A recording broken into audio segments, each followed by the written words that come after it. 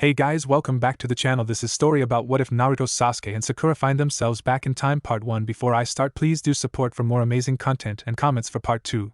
Do consider to subscribe my channel and share my video to your friends and check out the description as well. Let's start the video. Naruto Uzumaki was, without a doubt, an idiot. At least that's what everyone in the village thought. There was barely a soul who didn't know of the pain in the ass in some capacity, and their dislike of him was reflected across an equally large statistic. How could they not dislike him when he constantly pulled pranks and caused more mayhem than most village attacks during wartime? When he harbored the greatest demon on the face of the planet within his being? If he could honestly walk down the street like he was doing just then, oblivious to the heavy glares that were leveled at him from all directions, the boy was simply contemptible. However, if anyone could listen to the boy's thoughts at that moment, they would probably reconsider their opinion of him. Did I seriously go back in time? Yes, they'd have to add crazy to the list. See, the issue that Naruto was having was that he'd woken up in his old apartment that morning, and not where he remembered passing out earlier. Also, he'd been a lot older at the time. Understandably, he'd freaked out for a bit once confirming that it wasn't one big genjutsu, double-checked that he still had little Uzumaki, then made a clone and slapped himself twice. Now though he was just taking a walk and rolling with it. This is so bizarre. Naruto cast his gaze about the market street. He recognized the shops and people easily, but it was a surreal experience. Like he was strolling through a dream. The village had changed over the years after all, particularly considering the times it had been nearly leveled to the ground. People he'd seen long dead now walked the streets without a care to their grim futures. And those looks disgust, loathing, even fear. No matter where he turned he was met with ice. I almost forgot how much everyone used to hate me. Almost. Oh, hey there Naruto. The usual? It took him a second to realize where he was. His feet had taken him to his favorite ramen stand automatically. Iam's cheerful face smiled at him from just beneath the cloth hanging over the awning. Now there was a timeless experience that warmed him like a ray of purest sunshine.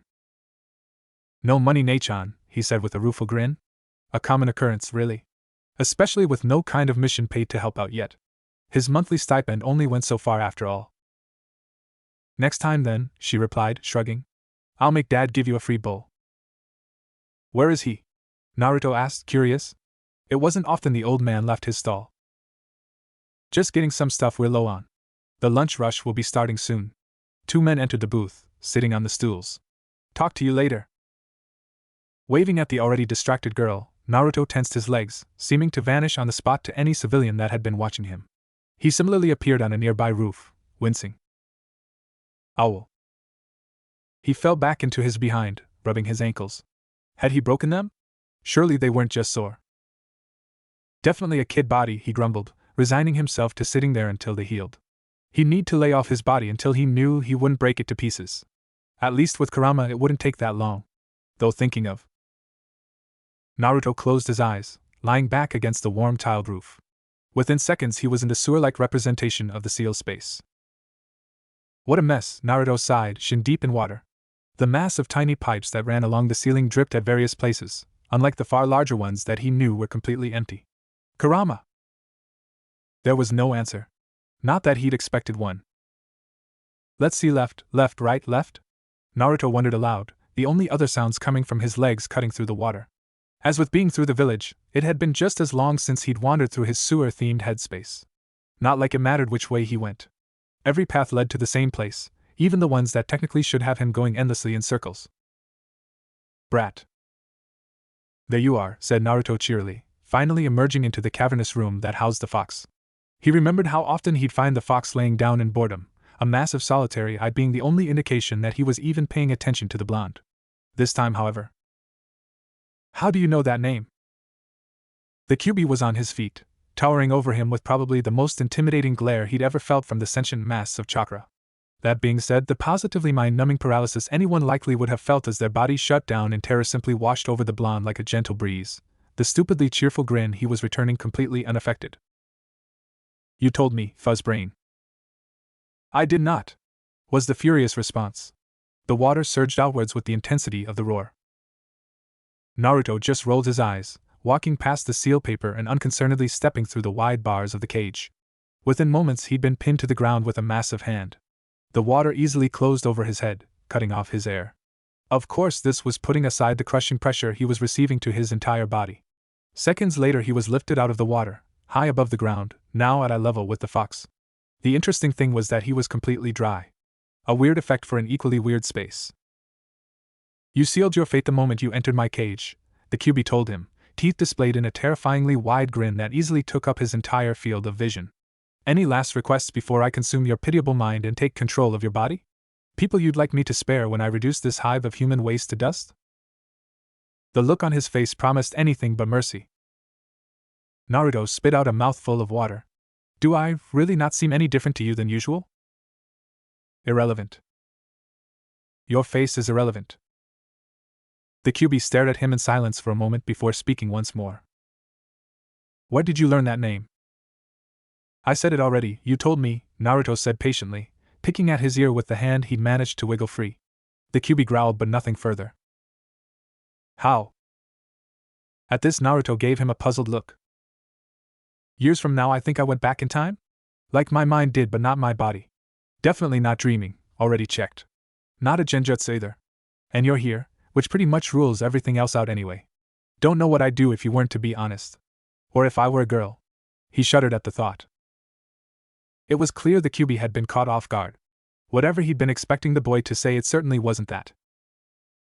Do you take me for a fool, brat? Naruto shook his head, taken aback. No way, you're the smartest guy I know.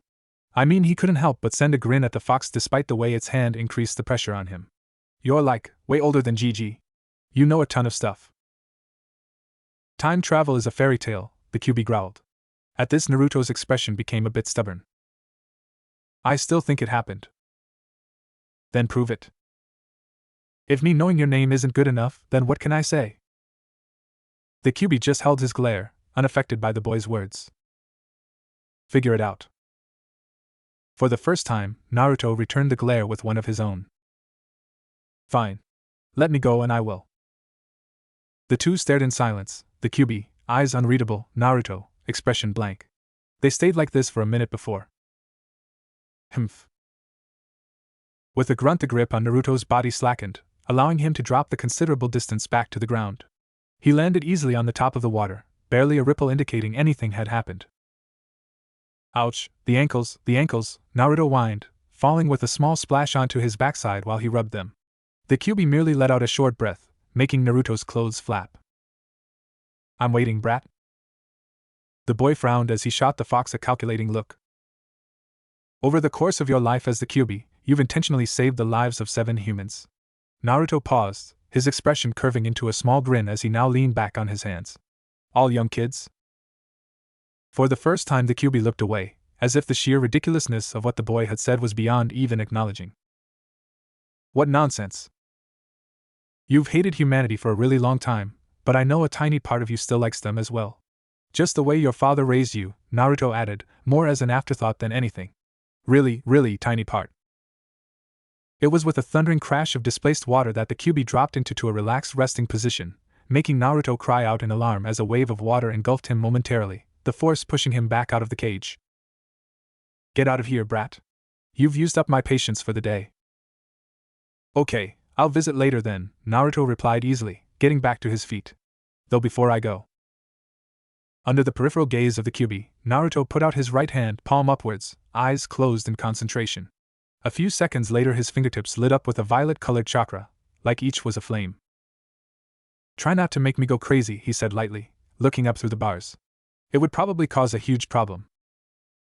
And with that, he jabbed his fingertips into his gut, directly over the center of the seal. Naruto awoke, with a start, sitting up rapidly. The sun was still high overhead, moments of time had passed overall. Still, only the barest minimum of his awareness was on his surroundings. He was putting everything he had into suppressing the enormous influx of Kurama's chakra into his system, painfully widening his chakra pathways bit by bit all the while. The last thing he needed was anyone sensing the fox even for a second. Truthfully, he wasn't exactly too sure what to expect apart from a certain amount of, discomfort. When Jiraiya did this to him before, he'd ended up blacking out and apparently almost killing his off-guard sensei in a foretailed rage. Really, the risks he took for his village. 5, 10, 20 minutes passed. Slowly the surge receded back to normal, where he felt nothing but his own chakra circulating his system, though there was no doubt whatever fine control he'd managed to retain had gone right out the window. It was nearly an hour later that he finally stood, stretching with a huge yawn. He was also pleased to note that his ankles were entirely healed. Swell of him to hold off like that, Naruto said to himself, well aware that the fox knew he'd said it. Considering everything that had happened, and that he had absolutely no idea how to go back to his original time, loosening the seal was the best step he could possibly take to fast-track his recovery to the level he should be at. Abusing shadow clones would assist with anything that may have slipped, but there was no getting around his weakened and younger body. Easier access to Kurama's vast chakra and healing would allow him to tear his body apart and recover incredibly quickly. Really, it was just unfair the kind of advantage he had. It was too bad the other half of Kurama was locked behind the Shinigami's death seal. After everything he'd been through, not having that piece made him feel like he was missing something. Then again, it wasn't like he needed to be one of the strongest shinobi in the world anytime soon. No need to rush things along if it wasn't necessary. Besides, being a kid again was an opportunity in itself, especially given. Naruto suddenly looked to his right as a shinobi landed on the roof as well. Even with the badger mask, he could tell the person was giving him a blank expression. Shouldn't you be at school? School? Naruto. I forgot I still went to school, okay? The blonde shouted back, clearly frustrated. Just graduate me already, this place sucks. If you didn't suck then you would have graduated years ago. Not cool, Iruka-sensei. Haha. What a moron. Say that to my face, Band-Aid. Band-Aid? Naruto, you retard. What kind of idiot forgets something like that? You aren't helping, Kiba. Come on. It's not my fault he's developmental. How'd you manage that big word with a tiny dog brain? Hey, don't insult dogs. Then stop barking like one. You wanna fight, Orange Slice? Bring it on, Meow Mix. Outside. Sasuke rolled his eyes as the two boys argued with Iruka, insulting each other with every other word as they were both dragged and summarily tossed into the hall by the backs of their shirts. They'd be buds after standing outside for 10 minutes regardless, the two were that similar. It was also just like Naruto to show up to class halfway through the day only to get himself out in the hallway seconds later. Turning his head away from the commotion, he returned to doing what he'd been occupying himself with for the majority of the class, looking out the window. It was a nice day outside and he was looking forward to class ending. Considering that he'd spent so many years in different regions, it was nice to have mild weather once again. Besides, without the obsession of finding and killing his brother, he found he had more time to do whatever in general. A lot more time. Killing your brother once already kind of did that. Actually, what was he going to do when they finally met? Get Dango? Now, as I was saying before we were interrupted. Sasuke turned his head back to his returned sensei automatically. Old habits die hard. With your graduation test only a week away, I wanted to remind you once again that although we aren't doing anything new, it is on you to practice your skills. The academy training ground is always open to you after class, so if you don't have another place you prefer, I suggest you use it. The academy library is also there if you need it. Any questions before we continue our review? There were a few, all of which Sasuke tuned out in favor of looking at his classmates. They would all become quite strong given some time, though certainly not to the level of himself and his old teammates. Speaking of old teammates though, Sakura was asleep. There was no second way about it. She looked awake enough, leaning on her hand, bangs just shrouding her eyes, but he could tell she was resting. All things considered, she looked exhausted. Bizarre, really, he couldn't remember a day where the girl wasn't as attentive as could be in class. Or tired for that matter, at least before team training. Then again, against all logic, it truly did seem as though he'd been thrown back in time. Who could truly say that he was even in his own original timeline? For all he knew, Sakura actually did do some kind of serious training and Hinata was some kind of super, extroverted maniac. He paused for a moment before sneaking a quick look at the Hyuga. She was still watching the door Naruto had been tossed through with a hidden fond expression, touching her pointer fingers together like she usually did when she was being shy. Thank Kami for that. It wasn't long before the bell rang, signifying the end of the school day. Naruto ran off with Kiba, likely to do something stupid, and Sakura had also left immediately, which put him at the center of a group of girls asking him to spend time with them. Now there was something he still hadn't readjusted to. Well, he said to himself, performing a quick substitution with a log outside the nearby open window, much to the girls' disappointment, this is a bit of a problem. How am I supposed to get my Manjikyu Sharingan back? Can I even get a Rinnegan again? Ugh, I'm so weak.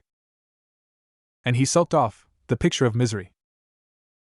Sweetie, are you sure everything is okay? It's fine, Mom. Can I have more rice? Oh, of course. Sakura happily accepted her fourth bowl of rice, eating with a vigor worthy of her knucklehead classmate with the ramen obsession. Her mother had, quite expectedly, been rather concerned with the radical change in her eating habits. Going from hard dieting to what looked closer to binge eating was probably more than a little alarming. Her father, however. Ha! That's my girl. Finally found her father's appetite, didn't she? Dad, stop. I'll get fat if I eat like you, Sakura said with a smile. And they laughed, her mother just shaking her head at their nonsense. Of course, what her parents didn't know was that she was using an absurdly advanced medical technique to help stimulate her body growth and muscle development, something that required her to eat an obscene amount of food for the energy it took. Not as explosively potent as any Amakichi technique, but far more holistic and 100% more permanent. It would take a while before she was anywhere near the strength she used to have, but she'd only have to suffer through it at this extreme for a week or so longer. At least when she was done, she wouldn't feel like she was dying of starvation anymore. How had she ever had the energy to do anything before? Oh wait, she hadn't. Useless fangirl. Actually, what was she doing insulting her past self? She ended up becoming arguably one of the strongest ninja in the world before she turned 20. People wished they had a success story like she did. This time, though, she was shamelessly cheating. I'm really looking forward to graduation, she said suddenly, pausing between bites for some water. Being on a team should be fun, and I'll be able to help make the village a better place like you guys do. Her mother beamed at her while her father finished his drink with a satisfied exhale. You'll be a fantastic kunoichi, he said with the utmost faith. You've got your mother's mind and your father's spirit. Whoever's on your team will be lucky to have you. Sakura just grinned. The revenge-obsessed survivor of a slaughtered clan and a downtrodden, desperate Jinchuriki with delusions of grandeur. They sure will. Couldn't you have just thrown a shuriken or something? Naruto grumbled, his orange jumpsuit hanging on a nearby branch of one of the many trees that grew directly out of the roof. He was sitting there in a white shirt and his noodle-patterned boxers. Iruka-sensei is going to blame me for the room being all wet and the empty pond by the window. Besides, that thing takes forever to get dry and it's heavy. Don't know why you wear it then, Sasuke said honestly, though he was still putting most of his focus into fixing his hair back to how it had been earlier. Hey, it's good clothing. Don't hate on the orange, Naruto argued indignantly, though he kept the heat out of his voice. It was a sensible statement, after all. Of course, if something like wet clothing was enough to slow him down, he'd be a failure of a shinobi in general. You okay over there, Sakura-chan? I'm fine, Naruto. Sakura was just sitting with her knees to her chest, body angled away from the boys. Everyone can see straight through my shirt, why wouldn't I be fine? Sorry, he said quickly at her blunt sarcasm, turning away from her with a light blush. Sasuke just rolled his eyes at the exchange, taking a moment to squeeze any extra water out of the bottom of his shirt. Naruto wasn't kidding about the empty pond. You're not what I expected, Kakashi admitted freely, looking between the three of them with his single eye. What were you expecting, sensei? Asked Sakura, curiosity peeking through her annoyance. Honestly? Kakashi took a second before pointing to her. A dieting, love-struck girl who doesn't actually know the first thing about being a shinobi. He pointed to Sasuke. A broody avenger with an extreme ego problem. He pointed to Naruto. A weak idiot who's somehow convinced himself he can prank his way to becoming Hokage. The three exchanged silent looks before turning back to their new sensei, now sheepish. Yeah, I can see that. Makes sense. Could be worse, I guess. Kakashi just gave them all a blank look. Well, in that case, why don't you tell everyone a bit about yourselves? Name, age, strengths, likes and dislikes, and any dreams you might have. Keep it short. How about you go first, he added, motioning to Sasuke, who just shrugged. I'm Sasuke Uchiha, 12 years old. I'm a close-range fighter, though I can use thrown weapons well. I like tomatoes and dislike being surrounded by airheads. My dreams, he paused while the others looked at him expectantly. Well, I'd really like to travel the world. Before it's wrecked by war, he silently added. Oh. Naruto had jumped to his feet, the picture of excitement. Yes, traveling. He agreed wholeheartedly. Where do you want to go? Tea country. Sakura exclaimed, hand raised high, though the other was still over her chest protectively. Oh, and waterfall. I've heard it's beautiful there. Doesn't matter where, just want to travel, Sasuke replied. Yeah, make sure to take us on lots of missions out of the village, Kakashi-sensei said Naruto. I'll keep that in mind, the man said dryly. You next. Naruto Uzumaki, 12 years old, he said brightly. Close to mid-range fighter, and I'm pretty good with stealth and traps. I like ramen and hate having no money to get some when I'm hungry. My goal is to become friends with a ton of people from all over the world. He paused for a second before adding, here too. Sasuke gave a small snort of amusement which masked his surprise. Not Hokage? What's wrong with wanting to make a lot of friends? Naruto demanded, giving the boy a cross look. Nothing, said Sasuke with a shrug, leaning back on his elbows. He mentally smirked at the surprised look Naruto was giving him. It works out anyway because we're going to be traveling a lot. Just don't embarrass us. Why don't we just finish the introductions, said Kakashi, cutting off whatever Naruto had been planning on saying back. The sole girl of the group sat up a bit straighter at this, addressing them all. Of course. I'm Sakura Haruno, 12 years old. I'm a close-range fighter. I like flowers and dislike people with poor hygiene. I would really like to, she broke off, looking between the three of them. What? Close-range fighter? Surprisingly, it was Naruto who'd said it, though the other two were definitely thinking it. Sakura just blushed. I've been training a lot lately, and I think I do best close up, she said hotly. If you knew how good I was, you'd snap. She mentally shouted. Awesome, Naruto said excitedly. I can't wait to see you in action, Sakura-chan. Your dreams, Sakura? Kakashi asked. I want the people I care about to be proud of me and to be useful to my team. An admirable goal, Kakashi said kindly. He could surely relate to something like that, especially given what he'd been expecting her to say. How interesting. At any rate, I am Kakashi Hatake, Jonin-sensei assigned to Team 7. I am skilled in all aspects of being a shinobi. I like reading and dislike wasting my time. Maybe if we become a team, I'll share my dreams with you three. Oh, hang on, Naruto was on his feet. What do you mean if we become a team? We are a team, sensei. Were you late to that meeting too? Kakashi chuckled, smiling at them with his one visible eye. Oh, I forgot to mention, all the academy graduates are given a final test by their Jonin-sensei to see if they will become actual genin. Most fail, to be honest. Go back to the academy or get put with the reserves. Some drop out altogether and stay civilians. Quite sad. So we aren't actual genin yet? Sakura asked, surprised. Privately, the girl was highly pleased at how perfectly she'd delivered the line. Nope. They all spared a moment to watch Naruto fume over wasted years in a classroom before returning to the task at hand. Sasuke simply let out a huff. Fine, when is the test? Now? Tomorrow morning at 8, training ground 3. Come geared to fight. You'll want to skip breakfast as well, Kakashi added, getting to his feet at last. You'll puke otherwise. And with that he vanished in a swirl of leaves. Silence fell on the trio for a few seconds before it was broken. Sakura-chan, can I talk with you for a second? The girl looked over at a somewhat nervous Naruto in surprise but nodded all the same. She knew what he was going to ask her anyway. I'm heading home then, said Sasuke, getting to his feet. Make sure you eat tomorrow, even though he said don't. It's obviously misdirection. Receiving surprised nods from his teammates, he turned back to the rooftop door, heading for the stairs. Naruto waited until he was gone before speaking. Sakura-chan, I just wanted to say I'm really sorry for the way I've been bothering you this past year, asking you out all the time. Sakura, who had already been halfway to gently rejecting that very thing, froze mid-motion. What? Where did that come from? Naruto looked off to the side, not willing to fully meet her eyes. I got to talk to someone recently about how to get close with people, and he said I'd been doing it wrong, asking you out the way I have been. I really just want us to be friends. Oh. Well, what else was there to say? She'd been wondering how to go about making peace between them, and he'd actually come to it himself, albeit with some guidance.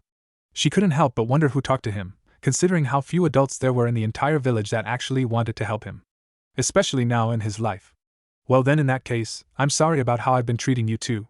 You didn't really deserve any of it, and I'd been pretty mean to you. I guess I was just trying to get attention from the wrong people, she added softly in reflection.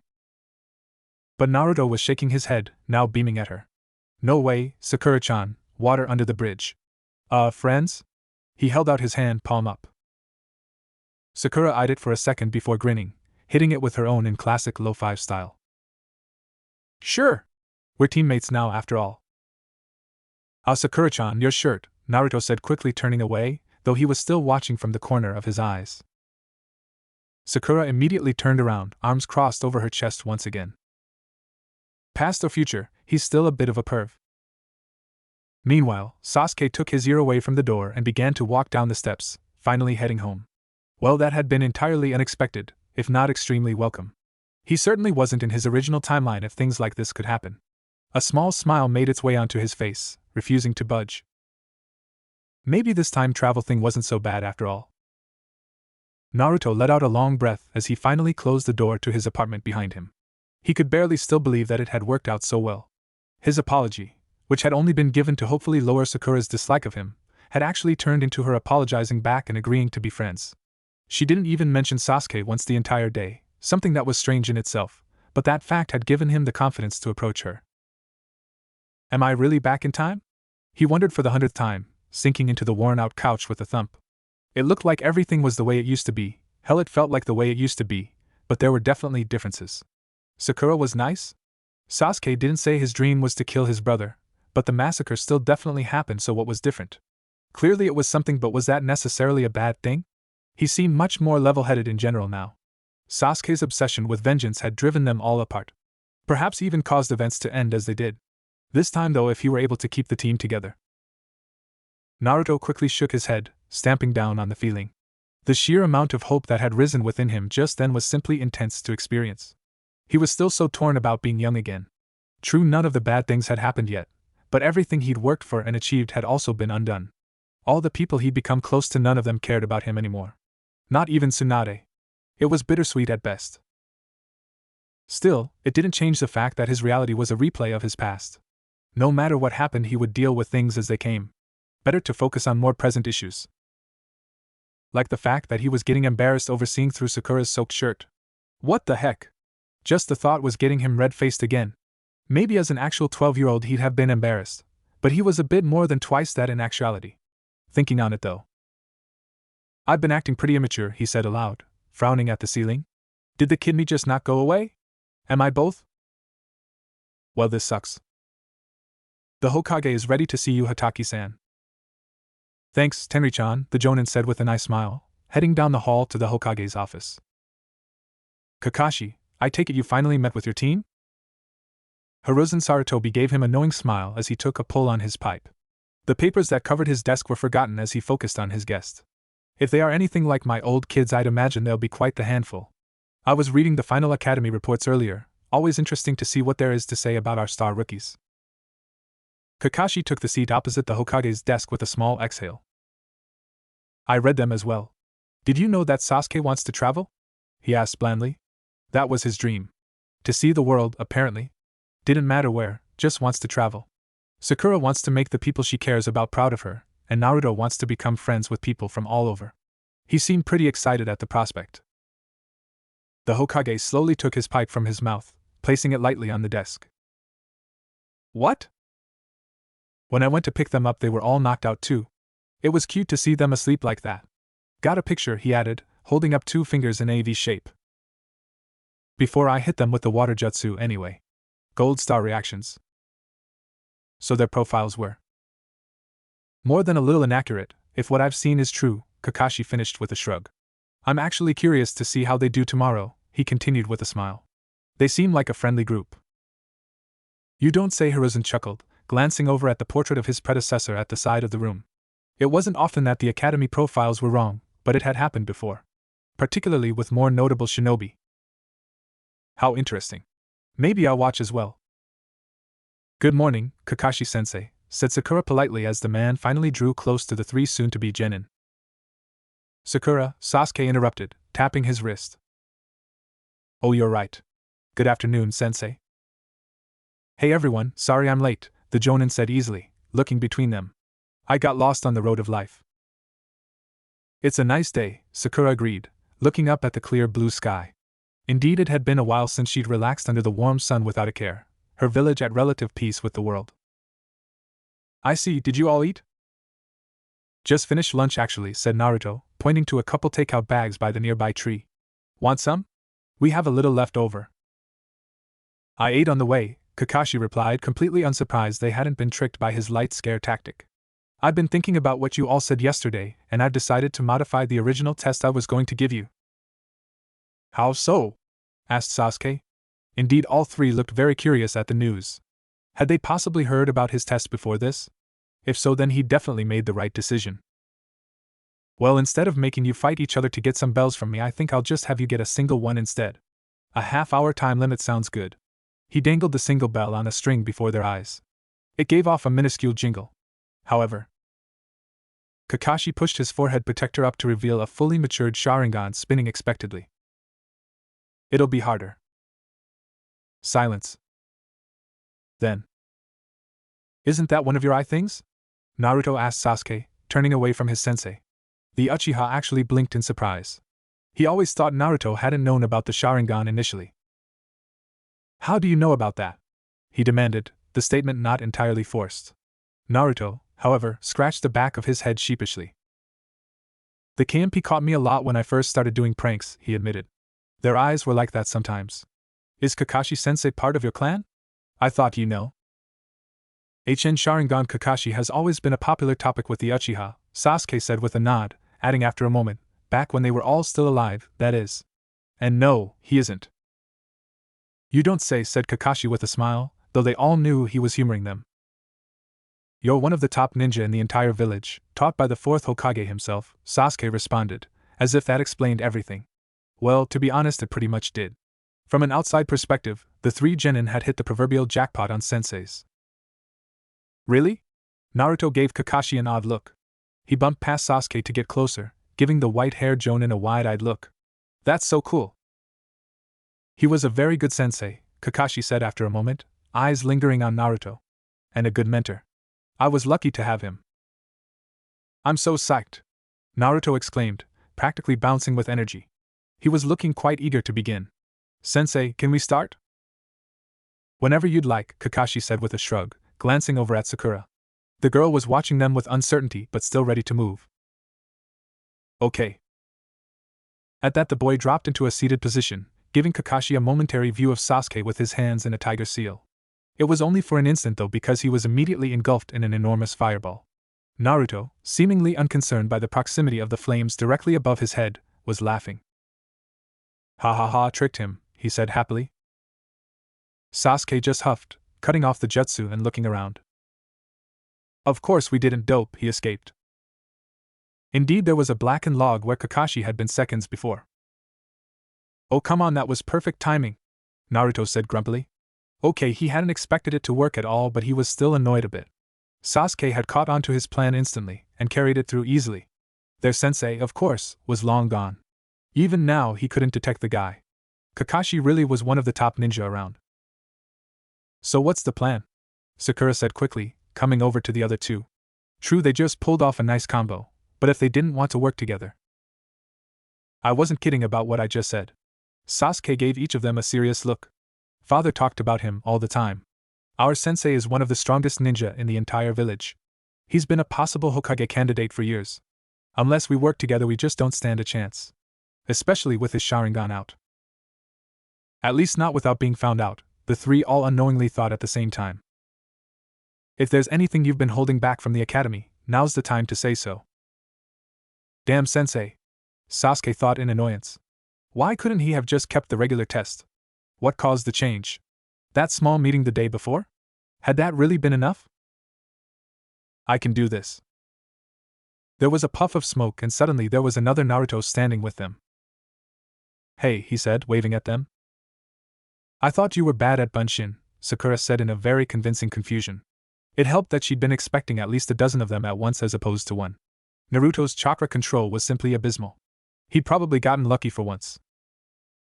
I had a breakthrough, Naruto said with a shrug. A big one, he added when Sasuke poked the grinning clone, eyes widening immediately.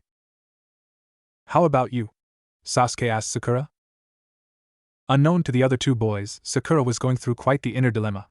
She couldn't reveal anything regarding her medical abilities or knowledge without some significant preparation. She also couldn't use any of the techniques Tsunade had taught her. Who knew how she'd even arrange getting trained by the legend once again? Without that, what did she really have? Everything she typically did revolved around it after all. Oh, hang on. Kakashi smiled to himself as he watched the 3 genin, plus 1 clone, huddle together closely as they talked strategy. Sasuke, given his knowledge of the Sharingan as well as the Jonin himself, was most definitely leading the group at the moment. The white-haired man was quite curious to see how he'd try fighting against his clan's famous bloodline. Then there was his sensei's son. Apart from checking in on him occasionally, there wasn't much he knew about the boy except through frequent reports. Anbu hadn't really afforded him the kind of freedom to keep personal tabs on anyone. Captain did have its perks though. Finally, Sakura was a total mystery. He honestly didn't expect much from the girl compared to the other two. Of course, it wouldn't do to start training his team by underestimating them. After all, they might actually get the bell. "You're right?" An older man chuckled lightly as he watched Kakashi through an unassuming glass sphere. He manipulated the control seal to give him a better view and sat back, prepping his pipe for a long smoke. "Tea, Nico?" "Thank you, Hokage-sama," the purple-haired Anbu said softly, taking the freshly poured cup in her hands. Her eyes, however, stayed focused on the crystal sphere. The battle started in the typical fashion most shinobi battles started. One moment there was nothing, in the next there was movement. Kakashi stood among a number of trees, paying little heed to the flickers that danced between them. His Sharingan rendered the cover useless as the masses of chakra surrounded him. The whisper of cut air reached his ears, causing him to lean back as shuriken crossed his vision in both directions. Absently he noted that they had immediately gone for the kill. A small grin hid from the world under a face mask. Kakashi leapt upwards as the ground at his feet burst open, orange-sleeved hands clawing for his feet as dozens of Narutos emerged from all around, shuriken filling the air in a storm. Kakashi pulled a kunai, deflecting the incoming projectiles that were actually going to hit him while watching the vast majority miss him entirely. Ninja wire suddenly filled the air around him, ready to entangle him and bring him back to the ground. A decent strategy. Kakashi formed a single-hand seal. But not quite enough. He vanished, allowing the log he changed places with to become trapped instead of him. And suddenly ducked as a foot passed through the space his head had just been occupying. His legs left the ground as another attack made to drop him. Now completely horizontal, he struck out, simultaneously repelling both his attackers as he returned to a regular stance.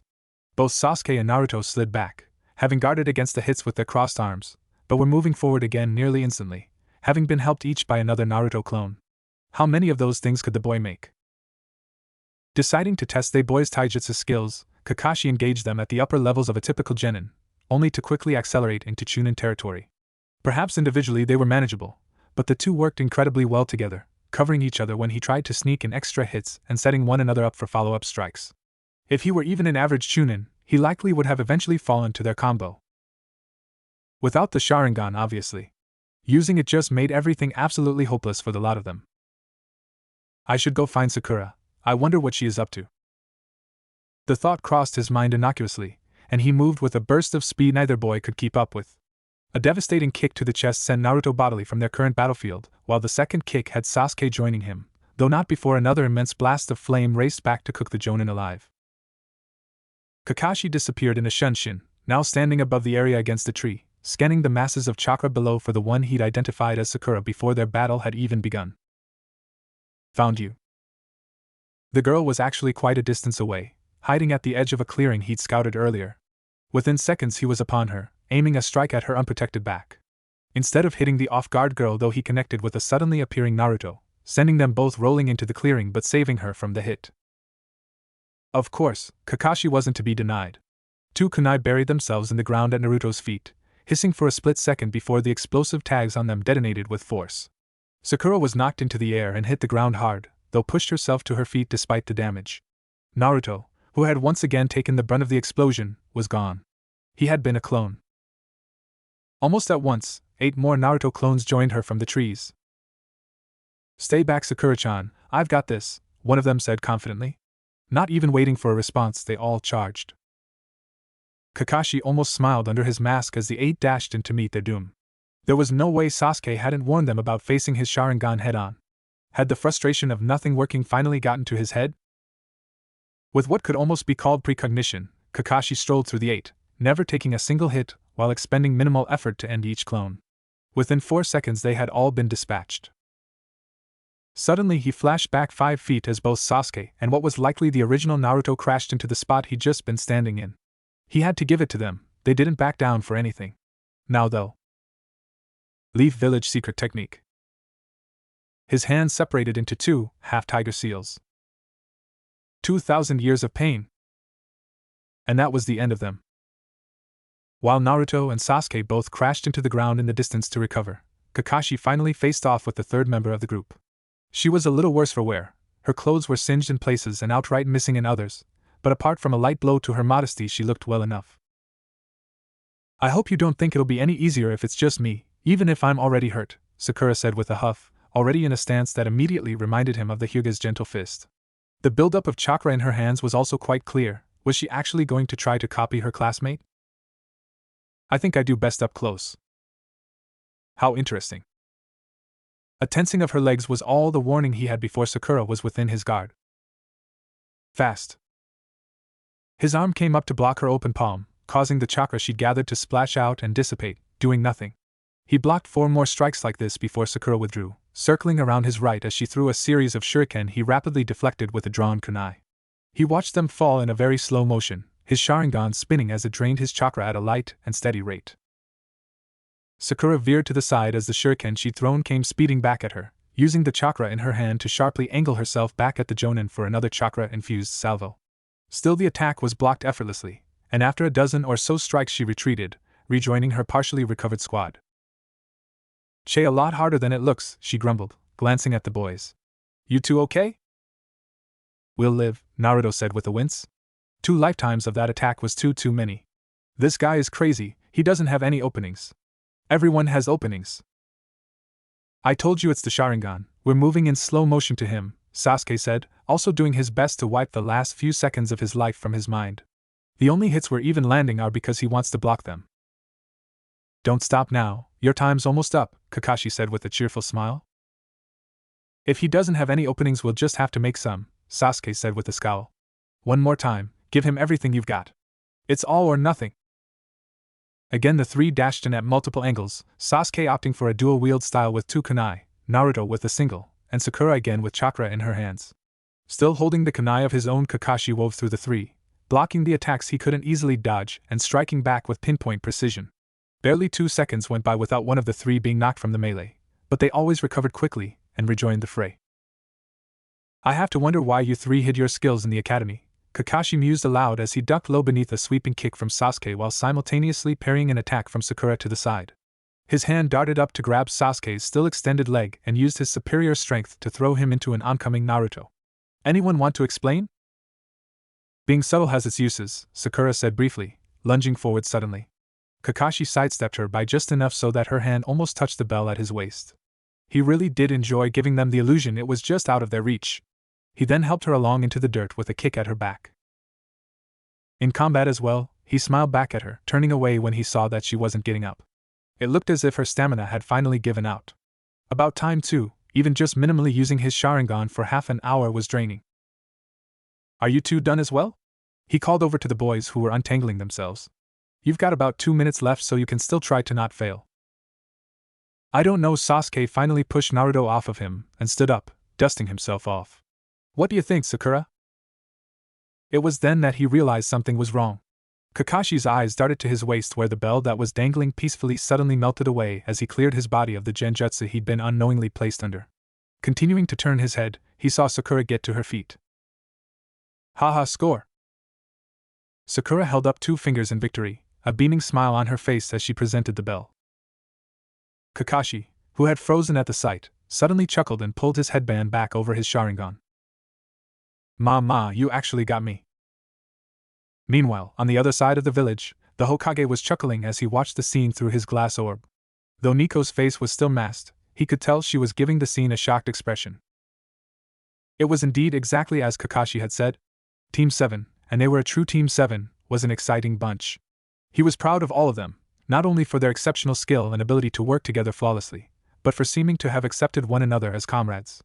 It all fed into the same thing. Leaf Shinobi were taught that their true strength laid within teamwork. There was no replacement for an excellent team. Add to the fact that Kakashi actually seemed interested in teaching them. Those three were going to be absolute monsters. It is my dream, Kakashi began, instantly grabbing the attention of the three new genin, to ensure my sensei's legacy lives on, and become a person worthy of my best friend's memory. Maybe I'll get a cute wife too, he added with a small, undeniably perverted chuckle. Not like that, you won't, they thought as one, all with flat expressions. So congratulations. As of this moment we are officially Team 7. Yada! Even sprawled out on ground, Naruto was able to give a whooping cheer of joy. Sasuke wore a satisfied grin as he holstered the two kunai he'd been using with a flourish, and Sakura went to go help her hapless blonde teammate up, smiling widely all the while. There was no denying that at that moment, things were good. Better than good. Better than great, even. It just felt right. And for a reason that he couldn't quite explain, let alone begin to understand, Kakashi felt it too. Team 7, Kakashi paused as the three snapped to attention from their various positions. Meet here tomorrow morning at 8 for our first assignment. Also, make sure to eat breakfast, he added with an eye smile. And with that he vanished in a swirl of leaves. I still can't believe that worked, Naruto said as they walked, shaking his head. Even the best eyes are useless when they aren't looking, Sasuke said with a shrug. Besides, he really went easy on us. Blinking constantly. Yeah, I could tell, Sakura agreed tiredly. I've got so much training to do. You two did a lot of the lead work. Did you really have to take the blast though? The Uchiha added disapprovingly. No matter how blown away he was with her skill, he couldn't help but point out the apparent flaw in her performance. You're lucky you weren't hurt worse. I know, but I had to sell it, she reasoned, privately not telling them she'd healed the worst of the damage with a unique medical technique. Absently she tugged her shirt a bit higher to make sure she stayed fully covered. The cloth on her right shoulder was basically gone after the exchange following the explosion. Mom's not going to be happy though. You were great, Sakura-chan. Don't think anything otherwise, Naruto insisted cheerfully. Indeed, that would have been much more difficult without her. Or Sasuke for that matter. What drug-induced past had he found himself in where Sasuke was a team player and Sakura was fast like Lee? Sure, Naruto, just call me Sakura, okay? Said boy seemed taken aback for a second but quickly grinned, nodding. Anyway, let's celebrate. We can, but Naruto suddenly broke off, laughing awkwardly. Actually, I just remembered I don't have any more money for food. We can wait until after our first mission, I guess. Sasuke hesitated for a second, frowning at the situation. He knew quite well what Naruto's financial situation should be like these days, but they weren't supposed to be close enough to just pay for each other off the bat. Still, celebrating actually didn't sound so bad this time around, so. Let's go to my place. Hang on, what? Your place? Perhaps it was because of how surprised they were to hear the suggestion that both Sasuke and Naruto spoke in unison. Why not? My mom always cooks a lot of food because my dad likes to eat. There's more than enough for you too. Besides, she paused, looking between the two of them, I want them to meet my teammates and they'll want to see who'll be watching my back out in the field. The two boys exchanged blinking expressions before returning their attention to the girl. If you don't mind. Thanks, Sakura. Naruto said after a second, still feeling a bit apprehensive. This was new. As new could get for someone who was living their life over. For the record, that was pretty new. Sasuke just nodded, not saying anything. Well then, meet me by the big bank in the center of the village. We live in the residential district near there. 5? Getting nods in return, she smiled. Good, I'll be waiting. Make sure you're clean, too. Because who could really trust boys with something like being clean, she figured. And with that she walked off, leaving the two to stand there in silence. It wasn't until the girl was out of sight before it was broken. Hey Sasuke, does Sakura seem, I dunno, Naruto trailed off for a second before continuing. Different? To this Sasuke shrugged. He had no idea how much this particular past was different from his own, so he decided to play it safe with his response. Of course, he wholeheartedly agreed. It seems we've underestimated her drive to become a shinobi. Naruto blinked before nodding vigorously. Yeah. It was with a small sigh that Kakashi finally sat down at the restaurant booth. He was the final member of the group to have arrived, naturally, though the others were all well aware of his habits and weren't bothered by them at all. Of course, they were equally less messed up than he was and similarly happy about said fact. So, how did it go? He asked, his soul eye moving from person. There was Asuma, Kurenai, Genma, and Yuma. Including him, they made half of the 10 Jonin given teams of rookies from the academy this semester. Team 10 passed, though it was close, Asuma said first. Shikaku's boy is too smart for his own good, I guess it helps he's the laziest brat I've ever met. Seems the only thing that gets him motivated is the idea of laying around. A lazy brat for a lazy bum, how nice, said Kurenai with a chuckle, getting a similar response from the others in the group. Team 8 passed as well, with flying colors I might add. I was really impressed. It only took them half an hour to find me and I hid myself well enough to counter their strengths too. They're a great group. Even the Inazaka? Genma asked with a knowing grin. The members of that particular clan were more than a little infamous for their baser instincts, much in the same way Kurenai was more than a little attractive. I might have had to put a slightly serious genjutsu on him for leering, but he came around quickly, she continued cheerfully. Ha ha ha, well Team 5 failed spectacularly, said Genma. There was this moment where all three of them got tangled up together and landed in a big heap. Then they started fighting each other. The man covered his face with a hand, groaning. Failed them right there. With luck they'll pull their acts together. They weren't bad overall, just not ready to work in a team. My group was about the same, Yuma said with a sigh. One of the boys had some skill though, so maybe I'll put in a note for him to be looked at again sooner. They'd all do better under Kuroku-in anyway. Finally the Jonin turned to the Cyclops of the group expectantly. So? Passed, he said simply. Eyebrows around the table went up as one. Pressure? Asuma asked slowly. Kakashi shook his head. Nope, the regular way. I'm impressed, to be honest. Wow, glad I didn't take that bet. They're an interesting group, Kakashi said with a shrug. He placed his now empty teacup on the table, causing the others to double-take. Somehow it had been emptied while the man had been speaking. Tell us about them, said Yuma in interest. If they were able to pass your test, everyone else must have missed something big. Maybe, Kakashi said with a shrug. Naruto and Sasuke have been hiding some skill, but Sakura is the one I'm most surprised about. She's actually quite dedicated to the job. They work very well in a team. Honestly, if you hadn't witnessed it firsthand, I doubt I'd believe you, Asuma cut in. That Sakura girl is apparently rivals with Ino, but with Ino being in a big clan and Sakura not, I'd figured she was fair weaker. Not that Ino is anything particularly special at the moment, but she's got some talent, that's for sure. I wouldn't know, I haven't seen your genin fight yet. Well, maybe after a little while we can arrange something. Nothing like some friendly competition. Ha! Friendly competition, Gemma laughed. I think Guy has completely filled that spot against Kakashi for all eternity. Besides, you just want to win some money. It may be unwise anyway, Kakashi added lightly. I was thinking about upping the pace a bit for them. I'm sure they'll be able to handle it, but I can't say the same for any other team going against them. Genin or not. Right, Kurenai smiled. So Kakashi felt his team would be the best, huh? They'd see about that. Just don't kill them accidentally. Well, Kakashi said, pushing himself to his feet. It certainly wouldn't be by accident. And with that he walked back out of the restaurant. Man, that guy is something else, Asuma mused, eyes still on the door. Anyway, how do you want to split? But he cut off as he returned his attention to the booth. Gemma and Yuma, who had been opposite each other against the window, were both gone, window wide open. Turning to Kurenai, who was still sitting next to him, his words once again faded as she herself turned into a number of flower petals that blew away on a non-existent breeze. And just like that, Asuma was alone. Your check, Shinobi-san, the waitress said with a smile, placing the small slip of paper in front of him. Asuma just regarded it with a deadpan. Assholes. A few blocks away, Kakashi waked with his book out, apparently absorbed as he smoothly wove through traffic. His mind, however, was as far away from the perverse material as it could be. I died. They'd taken the bell. They took it with him using his Sharingan. Yes, he'd done a great deal to inconvenience himself for their handicap. Yes, he was only operating at a fraction of his ability in all fields. Yet despite this he'd still been incredibly advantaged in the fight, and the three had come out victorious. By putting him in a genjutsu of all things.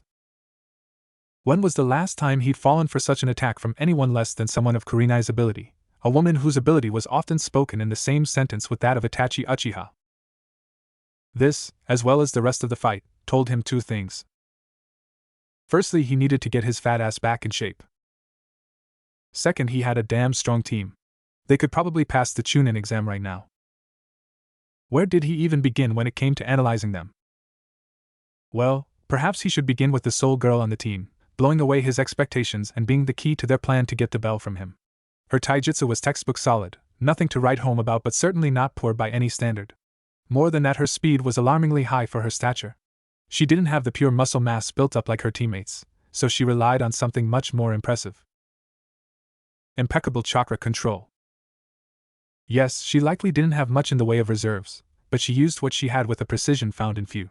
Case in point, she'd put him in a genjutsu just by touching him. The fact that it had taken as long as it did likely spoke to it being a newly developed technique than anything else. Her mind was sharp and her ability to replicate what she'd seen was quite high. How many other clanless children could emulate Juken stances so well? Sasuke was just as surprising as his teammate, though for different reasons.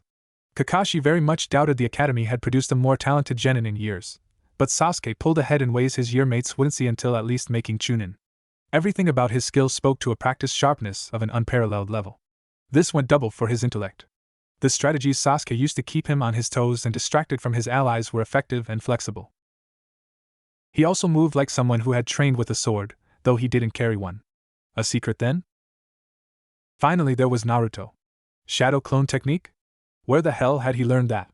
Coupled with the most chakra he'd ever seen anyone have, and it made for an endless wave of fighting power and stamina. But that wasn't what made it so amazing. Naruto knew intuitively how best to use the clone technique not only offensively or defensively, but in a supportive role. Not once when his team needed help the most was he not there to help. A pull here. A nudge there. Naruto made everything possible and then some. He also hit like a train. Kid had some serious weight behind him. Turning these three into a team, they could be incredible. Maybe even among the strongest in the world. If he guided them the right way. Kakashi suddenly came to a stop in the street. Realization dawning across his face as he stared straight ahead. This actually sounds fun. Holy shit. Sasuke let his eyes wander about the intersection he waited at, absently flipping a kunai in his left hand a couple times before switching it to the other. Villagers moved about with purpose, occasionally sparing him a look but returning to their business when they saw his headband or clan symbol. Those who recognized him gave a nod of respect or a quick, Uchiha-san, to which he acknowledged with a nod of his own. The nearby clock on the outside of the bank read 4:50, which put him at waiting for 10 minutes. Naruto, of course, was. Sasuke. On time? Naruto? The orange-clad genin skidded to a halt in front of him, panting slightly. Hey Sasuke, I'm not late, right? In response, Sasuke just pointed to the clock, to which Naruto sighed in relief. I meant to leave ages ago so I wouldn't be late, but I took a long time making sure I was ready. You think it's okay that I'm wearing what I usually do? You changed. Indeed, Sasuke had changed into something a little more formal than what he usually wore, as it seemed like the appropriate thing to do. Habit, he said dismissively. It's fine, Sakura's not going to hit you or anything. She invited us over after all. Haha, yeah, that's good, Naruto laughed, rubbing the back of his head. No one's ever invited me over before, so I wasn't sure what to do. I don't exactly have anything else to wear anyway. Where did you get those things anyway? Sasuke asked, genuinely curious. There was no doubt the more skilled shinobi tended to wear whatever they wanted, regardless of how eye-popping it could be. Case in point, Naruto wore orange of all things, but damn if he hadn't been able to back it up with some ability. Still, at this point in his life it honestly seemed like.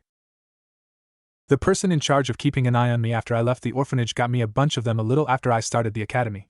She wasn't very nice about it though, he added with a frown. Did she hate you?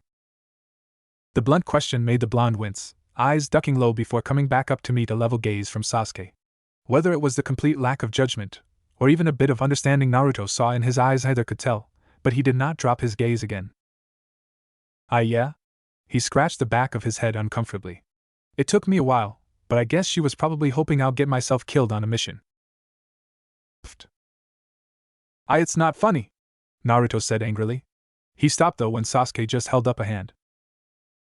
If that woman really thinks wearing a bright color would get you killed, she hasn't been paying attention to anything in the past few years. I'll bet all the other villages have you in their bingo books as Konoha's pranking master. Naruto just grinned at the clear compliment, cheered significantly. Well, I guess when you put it like that, what's a bingo book? And just like that, Sasuke's palm met his face. Sasuke. Naruto. Sakura-cha, Sakura. Naruto called out, waving the girl over. Great, you're both here on time. Follow Dash. She paused, eyes falling on the object in Sasuke's hand.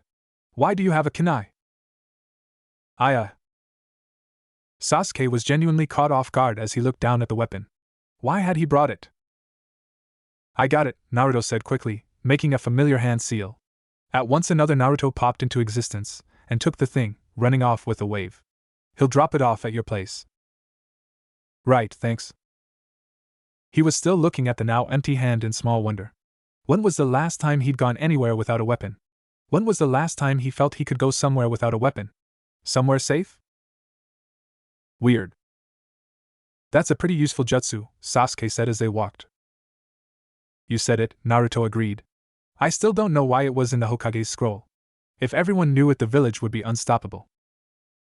Probably because it needs a ton of chakra, Sasuke reasoned. Can you teach it to me?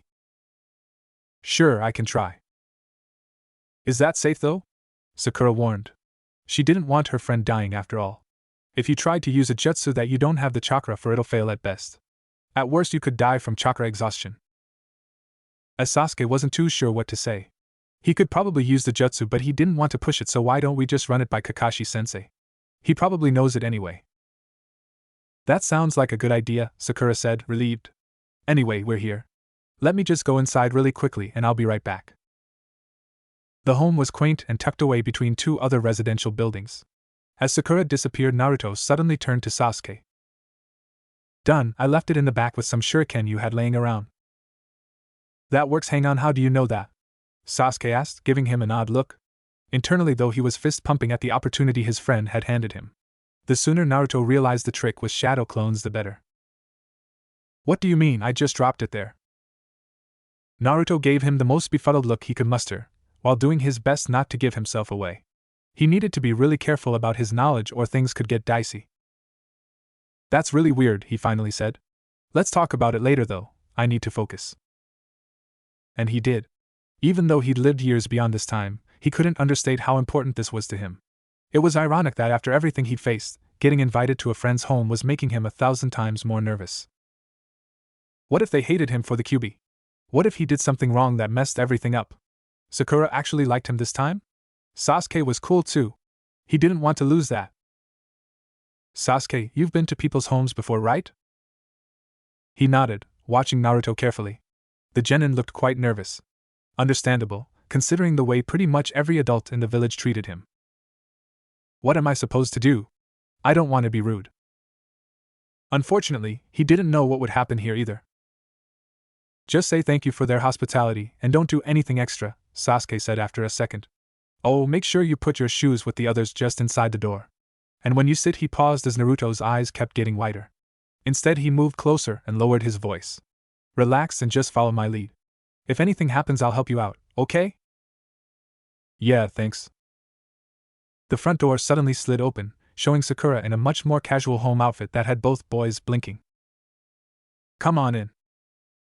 Whatever the boys thought they'd see was immediately forgotten as they came face to face with a woman who could only be Sakura's mother.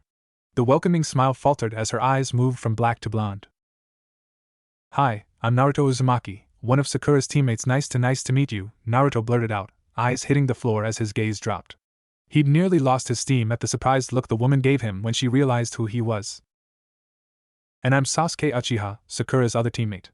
We both thank you for your hospitality, he said politely with a bow of his head. He subtly put a hand at Naruto's back, hoping to give him a little confidence. How polite.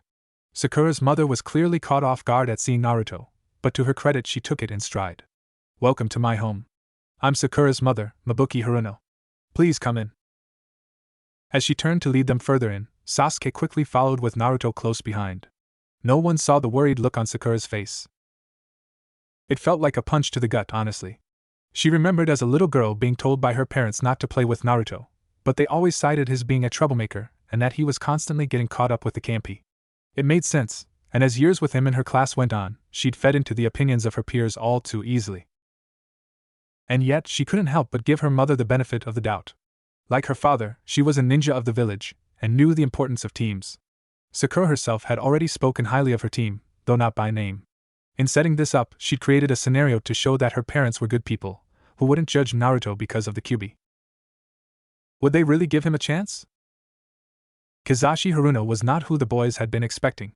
Perhaps it had been the rather serious flashes that Mabuki gave off, but they'd both expected a stern-faced, towering man with not a smiling muscle in his face. Instead, "Dear, you can't give the children alcohol." "Nonsense. They're all considered adults in the eyes of the village with those headbands. Our Petal is all grown up and making her parents so proud. I should tell you boys about the time when she was barely taller than my knee." Dayawad. It was all Sasuke and Naruto could do to keep up with the pace of the chaotic conversation that was bouncing around the dining table, each holding the sake cup forced into their hands in bemusement. Sakura was scarlet with embarrassment from the way her father was doting, but laughing at the same time at his antics. Mabuki, it seemed, was the most level-headed of the bunch. "Of course, they're adults now," she repeated dryly, serving herself a dumpling. "I'll be sure to remember that the next time the Ryuto family brings their son for a visit. Which is why after this toast you won't be having any more," Kizashi said immediately, getting his wife to roll her eyes. "But let's not get ahead of ourselves." He raised the glass. "To the new Team 7! Team 7! And they all drank, followed by the immediate coughing of said team. "Ugh, it's horrible," Sakura complained, putting the cup down with a shudder. Sasuke just grimaced and coughed again while Naruto thumped his chest. Nothing on what the boss toad liked to carry around, but that stuff wasn't made for humans anyway. Of course it wasn't like this stuff was much better. "Only an adult will appreciate the taste," Kizashi said with a nod, draining a second cup. It didn't seem to have an effect on him at all. He may as well have been drinking water. "You two must feel pretty lucky having my daughter on your team, am I right?" "Yes." "Dad, tell us how the test went. With that guy as your sensei, it's amazing you passed at all. Spare us no detail." Sakura and Sasuke blinked before naturally turning to Naruto, who went wide-eyed. "You tell good stories," Sasuke said with a shrug. Also, he didn't want to talk much if he could avoid it. "Make sure you don't brag too much," Sakura said with a nod. "We leave this to you." Naruto took a deep breath before giving his cheeks a light slap. "All right." He jumped to his feet, putting in his best Jiraiya. "Hang on to your sake, Haruno-san. This is a story about how your daughter put the great Sharingan Kakashi into a genjutsu with help from her amazing teammates to win the challenge. The story of 3 genin who would forever protect the Leaf Village from untold perils. The tale of the birth of the greatest team of shinobi the world has ever seen." He grinned, too excited by the prospect of his new future. Too excited to let a shadow of nerve stop him from moving forward. "And it all started when we had a pond dumped on our heads. It's been a long time since I had a meal like that." Sasuke's voice broke the silence that had stood between the two boys since leaving Sakura's home. It was late in the evening, the two having stayed for much longer than they'd expected. Eventually they couldn't stay any longer without imposing, and the Harunos bid them a good night, leaving the boys to their thoughts. It was good. Naruto's gaze was on the darkening sky. "Yeah." Silence returned to the pair as they continued to walk, occasionally passing another person on the street. Eventually they reached a point where they would have to split up to continue home. Sasuke to the left, Naruto straight. There wasn't another soul in sight. "See you at training tomorrow." "Yeah, see ya." Yet neither moved from the intersection. Lights began flickering on in places to illuminate the streets, and homes became even more conspicuous by their windows. "What's wrong?" Sasuke asked, looking at his teammate. "It's nothing. What about you?" "Nothing." "Okay, I'll be honest if you will," said Naruto, holding out his pinky. "No laughing." "Fine," Sasuke agreed, hooking his own. "I don't want to go home," Naruto admitted, expression having fallen greatly. "It just reminds me I'm on my own." Sasuke sighed. "I didn't expect going to Sakura's place to affect me that much either." "You too?" Naruto's surprised look was met with Sasuke's raised eyebrows. "Oh, right. Sorry." Sasuke said nothing, his eyes fixed back in the direction of Sakura's home. "It's just..." Naruto looked at his empty hands. "How do we get that?" Naruto and Sasuke exchanged brief looks. "Hey Sasuke. HM? Wanna come to my place?" "Hello, Iruka, anything exciting lined up for us today?" If anything, Iruka's smile was just as enthusiastic as the one Kakashi was wearing beneath his mask. "Enough that you can pick your favorite one," he replied, beaming at the emotionless expressions he was getting from the 3 genin in front of his raised desk. "We need a fence painted, A warehouse organized, litter picked up, and he paused for dramatic effect. Babysitting. You suck, Iruka-sensei, said Naruto flatly. Karma's a female dog, Naruto, Iruka said bluntly, face decidedly smug. Maybe in your next life you won't prank people so much and have some respect for a formal education. Much to everyone's silent amusement, Naruto groaned loudly, hands grabbing his hair in aggravation as he slumped to the floor. Sensei, isn't there anything else we could do? Sakura asked, her voice somewhat strained. They had, after all, done nothing but deranks all week. For a day, as a matter of fact. We've done over 20 missions already. 20? Sakura was almost beside herself with irritation. They'd barely done half that last time and they'd gone to enter the damned Chunin exams right after. Months later. This Kakashi was crazy. I'm sorry, Sakura, even though your team has an excellent record so far, you haven't been together long enough to qualify something outside of the village, Iruka explained, much more willing to talk to one of his best and most attentive students. What about something inside the village then? Asked Sasuke, pushing his annoyance away with a sigh. There must be something more challenging than painting people's fences. Well, Iruka paused to give Kakashi a silent question, to which the man shrugged apathetically. I suppose I do have something you could do. I normally would give this to a more veteran genin team, but why not? Against all odds, I've actually heard really good things about your teamwork and maybe you'll learn something too. He shuffled through a pile of scrolls before tossing one to Sasuke. What is it? Asked Naruto dejectedly, finally coming out of his inner turmoil. There's been a request for a team to assist with training newer reserve forces. As I understand it, one of their Chunin is in the hospital for something and they didn't want to slack off. Demonstrate what a functioning genin team looks like. Sasuke read off the scroll before snapping it shut and stowing it away. Easy. Anything's better than what we're doing now, Naruto groused. GG. The boy suddenly lit up as the Hokage walked into the mission dispatch room. There was a low Hokage-sama that came from the room at large, most everyone bowing to some extent in respect, particularly the handful of civilians who were in the room being assigned escorts. The various Chunin, used to seeing the Hokage fairly regularly, went back to their business quickly. Naruto, be respectful, you're a genin now. Sakura prodded the beaming blonde on the side of his head lightly, a far cry from the usual wallop he'd until recently come to expect from her. It might have been different when you were a civilian, but he's your commanding officer now. Well said, Sakura, the Hokage said with a smile, approaching Iruka's position. He nodded at their team leader. Kakashi. Yo. Sakura sighed, bringing the heel of her hand to her forehead. This is literally the reason he has no respect for the chain of command. GG, I get that you can't give me the big missions yet, but you'd better hold one of the princess-saving ones for me. I know you get them, he said with an accusing finger. Sasuke couldn't help but smirk at that, because Naruto was actually entirely correct. Of course, Naruto, I'll be sure to keep an eye out, the Hokage said in good humor. Have they taken a mission, Iruka? Reserve training, he said with a nod, already returning to his usual grind. Oh, an excellent task, the Kage said in approval. In that case, work well. What do you say, team? Kakashi said expectantly. Thank you, Iruka-sensei, the three genin chorused. At least this time it didn't sound like they were all dead. There we go. It was with fairly wide eyes that the three genin entered the fort that was training ground 1 in the center of the village. Hundreds of teenagers stood in formation, all wearing a variation of a flak jacket and dark pants, as they went through the forms of what was often improperly referred to as academy-style taijutsu. A lone Chunin stood at the head of the formation, watching them all with a critical eye. Strike. Ha! Strike. Ha! Further on, the field was split into a large number of smaller sections that allowed for team training as well as anything extra involving the team composition. As Kakashi explained earlier, Training Field 2 was exclusively reserved for jutsu.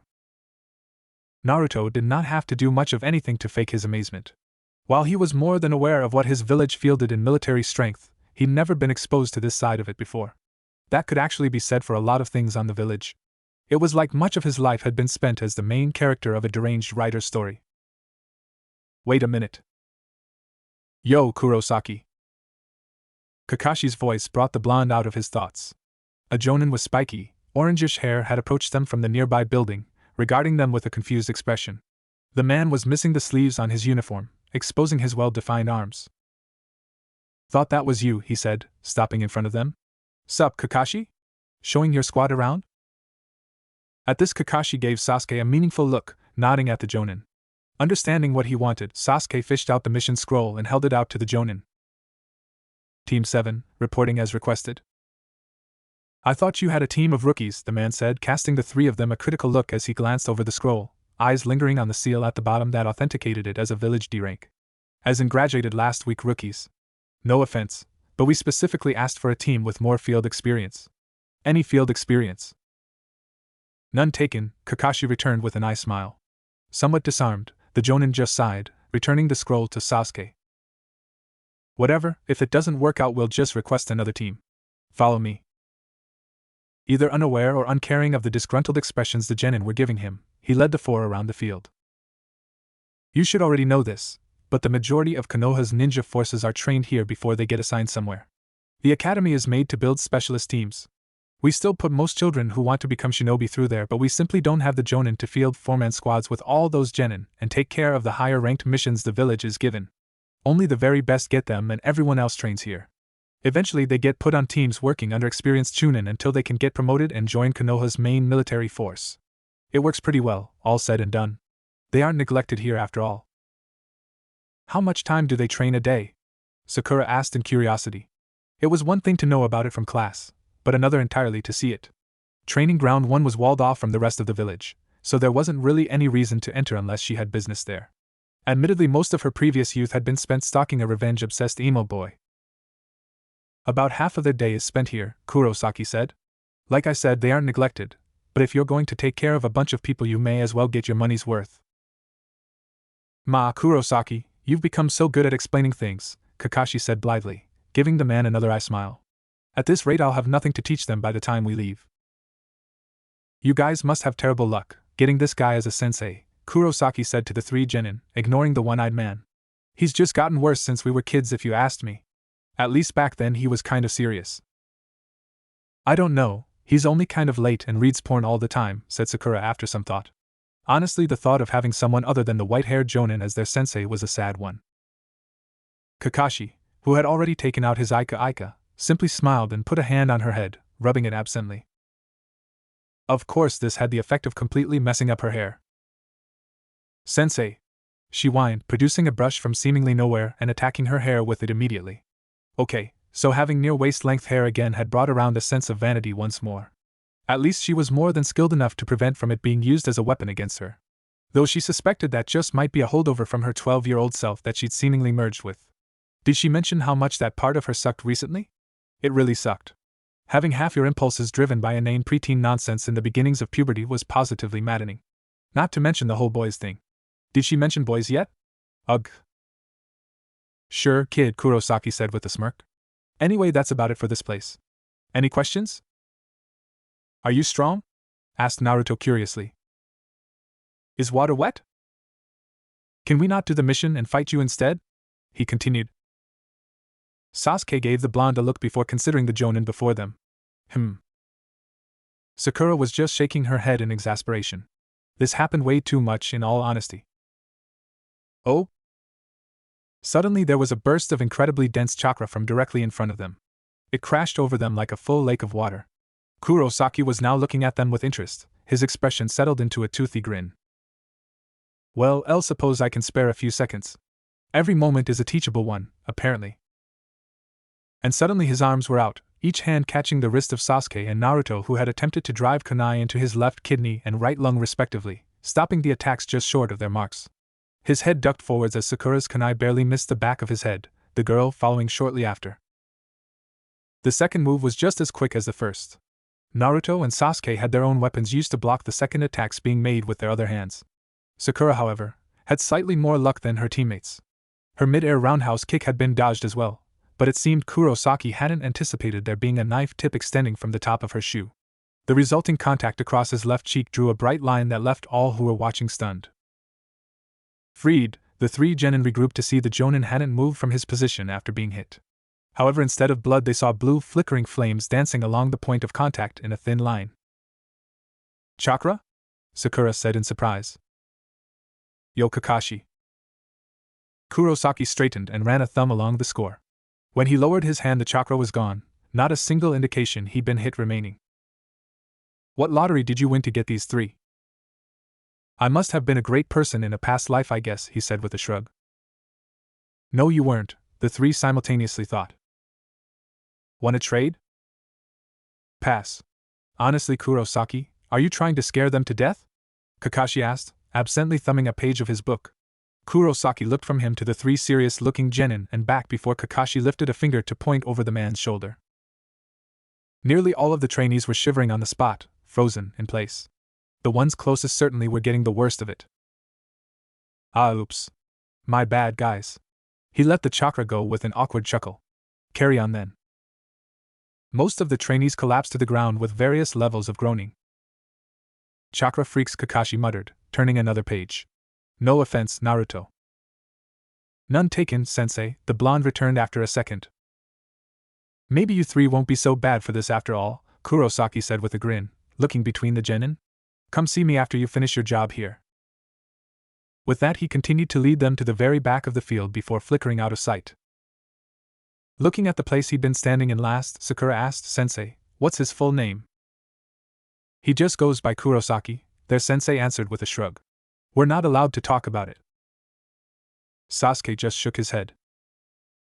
Whatever, let's get to work. You've got to be kidding me. Of the 30 or so genin who were there to work with Team 7, one was pointing directly to Naruto with a dull expression. You actually got on a team? How the hell does my life suck so much? Oh, didn't see you there, said Naruto in surprise. Hey Taki. It's Takashi. My bad, Naruto scratched a whiskered cheek. Turning away from the despairing ninja to the chunin of the group, he continued, Anyway, we're Team 7. Sasuke? Here, he said, holding out the mission scroll. Thanks for coming, the chunin said with a nod, taking it and putting it in his pocket. Let me explain to you what's going to happen while you're here. These genin, he jerked his thumb at the assembled group, have been recently promoted and are soon going to be put into squads of 3 like you already are. However, they'll need to show they are ready for that to happen, and one aspect of that is showing they can operate successfully on a team in different situations. Makes sense, Sakura said with a nod. She pointed at the amassed group of new genin. Did you want us to fight them all? No, we want them to watch you in action and reflect on what they're seeing. Your team will need to recover a package from a facility. The 3 members of Team 7 traded surprised looks. Do you think Iruka-sensei knew that before he gave us the mission? Naruto posed. Not likely. Sasuke gave the chunin a satisfied grin. When do we get started? The Uchiha caught a scroll that was suddenly thrown at him. Now. Genin, report to the viewing room. One last thing, Team 7. As the group hustled away, the chunin regrade them impassively. Don't destroy any cameras you find. That is how we will be watching your progress. Everything else is fair game. And with that, the chunin vanished in a swirl of leaves. Hataki-san, shouldn't you be out there with them? Kakashi looked up from his book. One of the genin from the viewing group seemed was giving him a curious look, mirrored by those around her. Why do you ask? Well, as the sensei of Team 7, wouldn't you help guide them for missions? She continued. We would be working with our chunin captain in the same situation. Well, to be honest, they told me I could relax up here. They're such great kids, he said with a nice smile. What he means is that they don't need him in the slightest. The genin strained to attention at the sound of the new voice. Kurosaki Taishu. Relax, kids, just here to watch, said the jonin, waving their salutes away with a hand.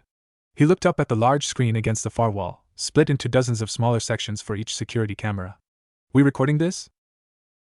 Of course, Taicho, said one of the chunin posted at the station. Good, this should be entertaining. Kakashi's book snapped shut, drawing all eyes to him. What did you do? His question was directed at the orange-haired jonin. Kurosaki just grinned.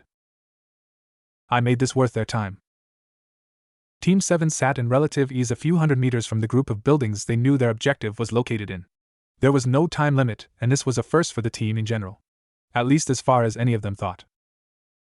Read the objective one more time, Sakura, Sasuke said, eyes still fixed on the buildings. The Fire Daimyo's daughter has been kidnapped by a force of unknown size and affiliation. Unpayable ransom has been demanded. Primary objective is to recover the VIP and extract her. Secondary objective is to gain intel on the group upon retreat or optionally crush them. We are free to act as we see fit, she finished. Failure if the VIP is killed. I know I'm usually fired up about this kind of stuff, but would a team of genin ever get this kind of a mission? Naruto asked, already knowing exactly what the answer to his question was. Definitely not, Sasuke said, shaking his head. This stinks. The daimyo's daughter? Derank my ass. I agree. I know we told Kakashi-sensei to go, but we could have used him, Sakura said with a long breath. Why couldn't they just get a regular C-rank mission like normal advanced genin teams? Where was her wave mission, damn it? Doesn't matter. Naruto, there are going to be times that we'll need to do stuff without him. Is there a description of the target? Sakura showed them both a detailed color sketch of an attractive young woman with long hair and a kimono. Not the prettiest princess I've seen, but still cute, Naruto mused. There are a number of problems we have facing us, she said as the two memorized her appearance. We don't know where she is, how many we face, what their abilities are, or anything about the buildings. We'll have to assume they'll kill her if there's no way out for them. We need to get some intel first. We should draw them out, Sasuke proposed. Pull their attention in one direction while we get the target from another. He turned to Naruto. How many clones can you comfortably make? 3 words, 1-man army. Should we do that though? Sakura asked. It'll definitely get a response, but it'll put them on guard if they feel threatened. The Uchiha frowned, looking between his two teammates. His gaze stopped on Naruto, who just waited patiently for once. What would the Naruto he grew up with do in this situation? Actually, I've got an even better idea. He pulled in the other two and whispered rapidly. You won't. Naruto was looking at Sasuke with wide eyes. I'm the least suited to this mission, so I'm the obvious choice, he said with a shrug. I'll leave her to you. You can count on us, Sakura said with a nod. Let's clear this mission. All right. Team 7, move out. The 3 vanished. Man, where the hell are they? It's been nearly 30 minutes already, did they just give up? Come on, you know that wouldn't happen. I keep thinking I see something, but it's the captive just playing with her hair. Doesn't anyone else think this mission is a bit above genin level? Kakashi yawned, his eye making the same circuit of screens for the 600th time. His team was nowhere to be found, which meant they'd either spent quite a while planning their operation, or were still preparing yet. And of course, he looked over at the only other jonin in the room. Kurosaki was still watching the screens in patience. Kakashi certainly was not happy that he messed with their mission just because the kids had potential. Not was he blind to what was on the screens. A captive? Dozens of ninja, many of who he recognized as chunin, and even some jonin? He knew they stood virtually no chance of successfully completing this objective. What was Kurosaki's real aim? There's something at the front of the building. All eyes were drawn to the main monitor, which zoomed into the line figure who approached at a steady walk. It was not, as they expected, one of the 3 genin from Team 7. It was a samurai. Wearing simple but distinctive gear, the samurai moved closer across the wide open space that faced the front of the building. Through the other cameras, the viewers could see the ninja that controlled the building were repositioning rapidly to his presence. Eventually he stopped, a couple dozen or so meters from the front door where they could get a good look at his face. Damn. He's hot. The words, spoken by the genin who had questioned Kakashi earlier, drew 2 general responses from the group. Agreement from the girls, and annoyance from the boys, though some admitted he looked cool. Kakashi only just prevented himself from rolling his eye. Bandits. The samurai's voice rang out clearly through the speakers, deep and confident. I have journeyed through many lands to stand at your door. Slain many foes to bring you to your end. For I am a hero. Is this guy serious? I am Kenjiro Masame, and for the love of the princess. He drew his sword with a ring of steel in the air. I will save her. A samurai? Fujita Okada looked up from his desk in surprise. Since being placed in command of the unknown force for this exercise, the jonin had assumed he would be facing something fairly significant, an ANBU in training perhaps, or a couple squads of chunin and jonin. After all, why else would he have been assigned 1 jonin and 20 chunin in total?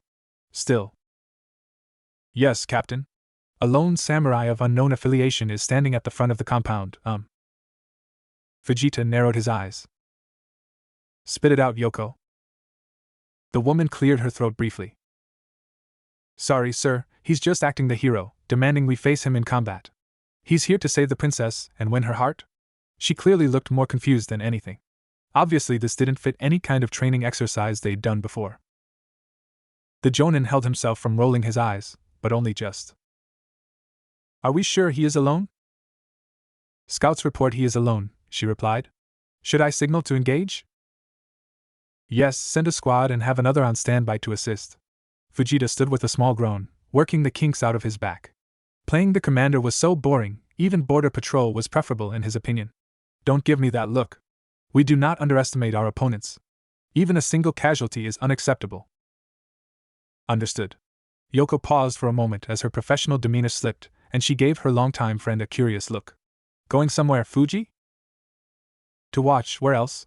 How often do you run into samurai, even crazy ones?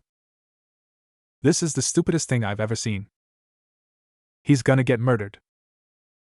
Come on, have you ever seen a samurai fight? I thought we were supposed to be watching that genin team though. Unless that it's one of them? In a henge? No way, that's suicide. There's a ton of chunin in there. Well, they've got a better chance than we would at least. It's Sasuke. Kakashi watched the samurai intently, though his search for the other two members of his squad was also much more focused. There was little doubt of it being the Uchiha. He had the most versatility in close combat as well as a still yet to be confirmed skill with swords. An unlocked Sharingan? He was Itachi's brother after all. Movement in the base was sporadic, but with all the monitors it was very clear that more than half of the milling ninja had now shifted to the front half of the building they were in, many watching the grounds beyond through windows, joking and laughing. Clearly they shared the same opinion as the audience of genin. Deception. Complacency. These were weapons that even the most seasoned veterans were wise to be wary of. It was why they did these types of drills so much. They'd played their cards well so far. How would his students capitalize on the opportunity presented to them? Owl.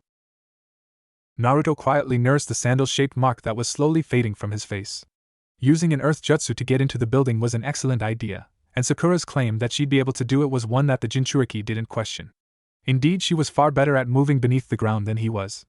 But she was also wearing a dress and he definitely got an eyeful of the skin-tight shorts she wore underneath. Right before she caught him in the face with a reflexive kick. Sakura's flustered face was barely visible in the low light they had, but the finger she was pointing upward was more than clear. Here, she signed, unable to speak properly given their situation. Small room above. Enemy unknown. Understood. Go. They surfaced into what looked like a small storage closet, dust from the destroyed concrete of the floor clouding around them and indicating the room had no air movement within to speak of. Sakura pressed herself against the wall to allow Naruto space to surface properly, thankful to be breathing properly once more.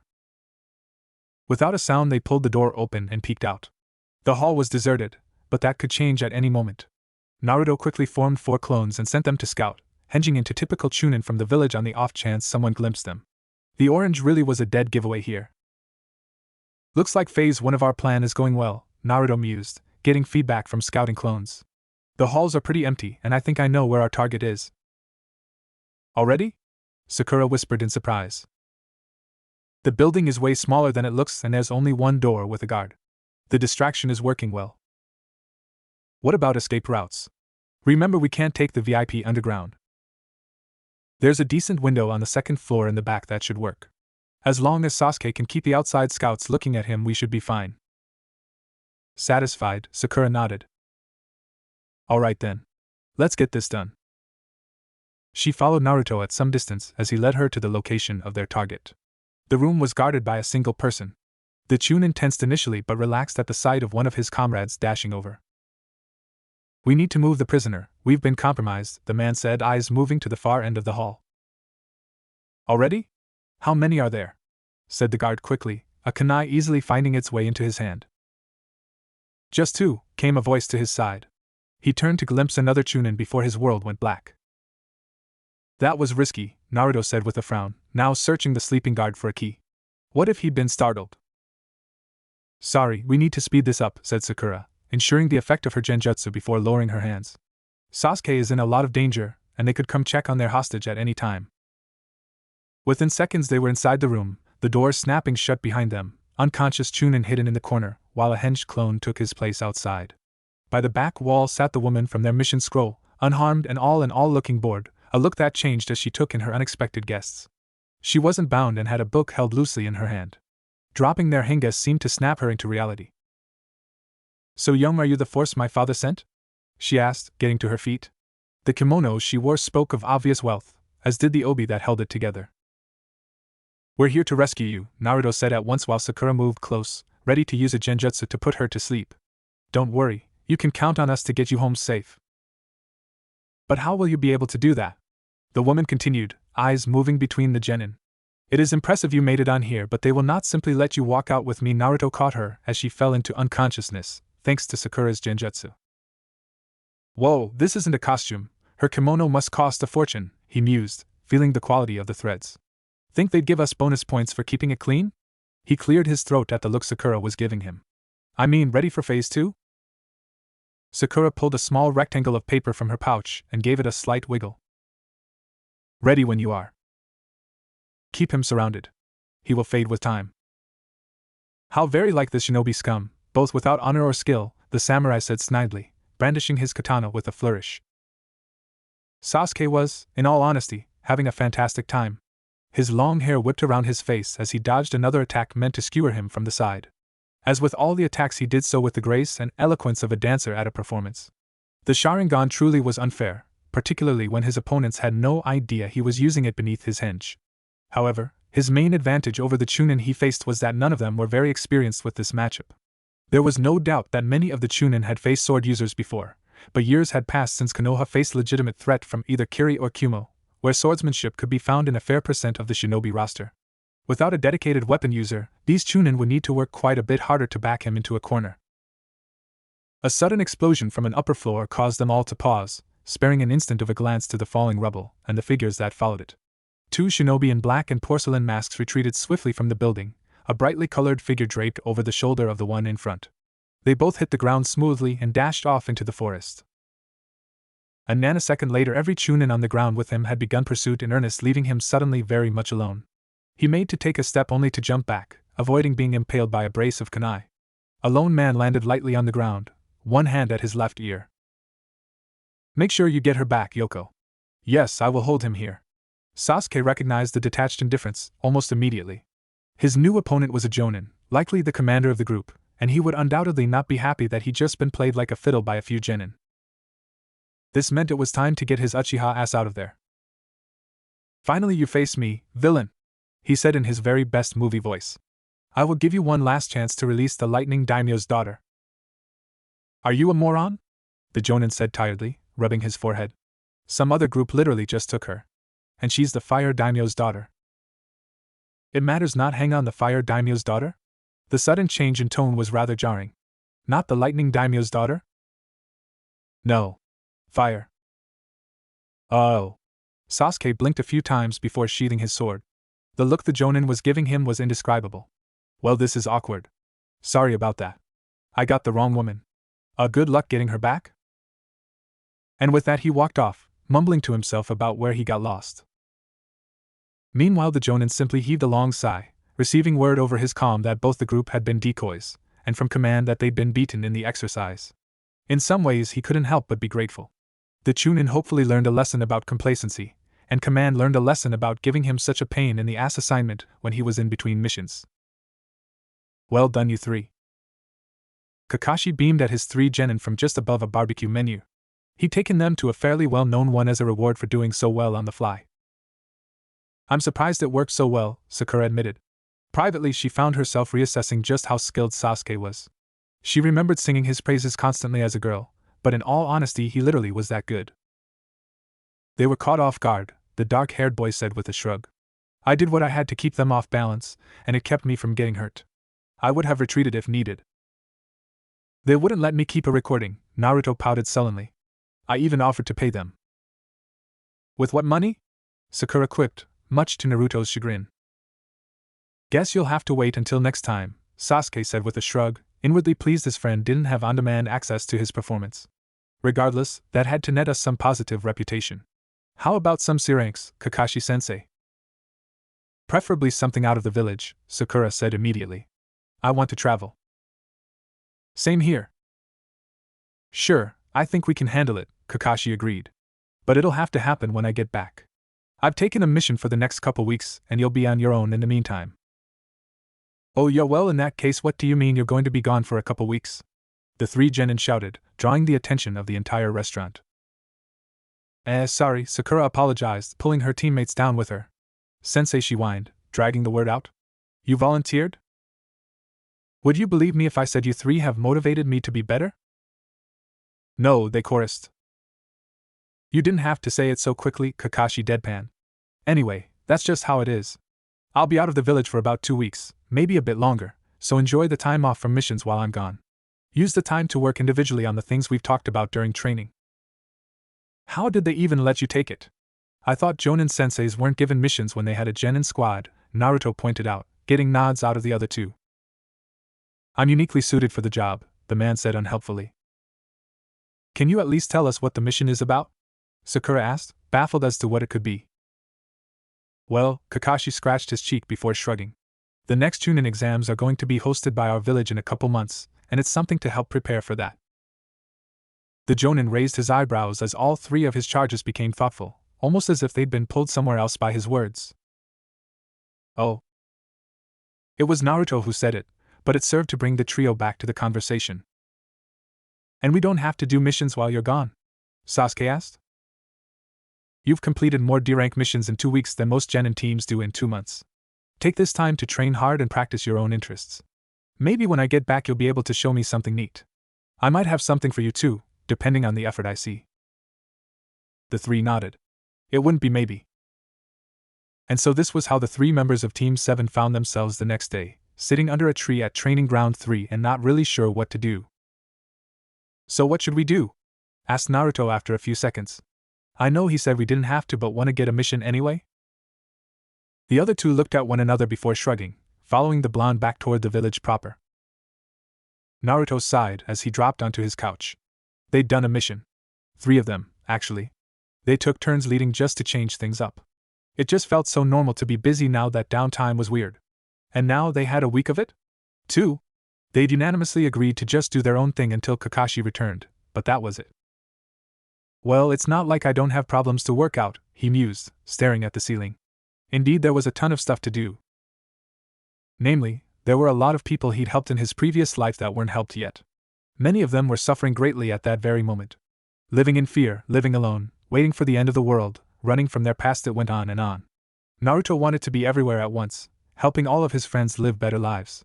The frustrating part was that he could only do so much. Sure, he could technically be everywhere at once, but he wasn't exactly strong enough to do it safely. Not meshed with his 12-year-old self the way he currently was. Not with Kurama still caged the way he was.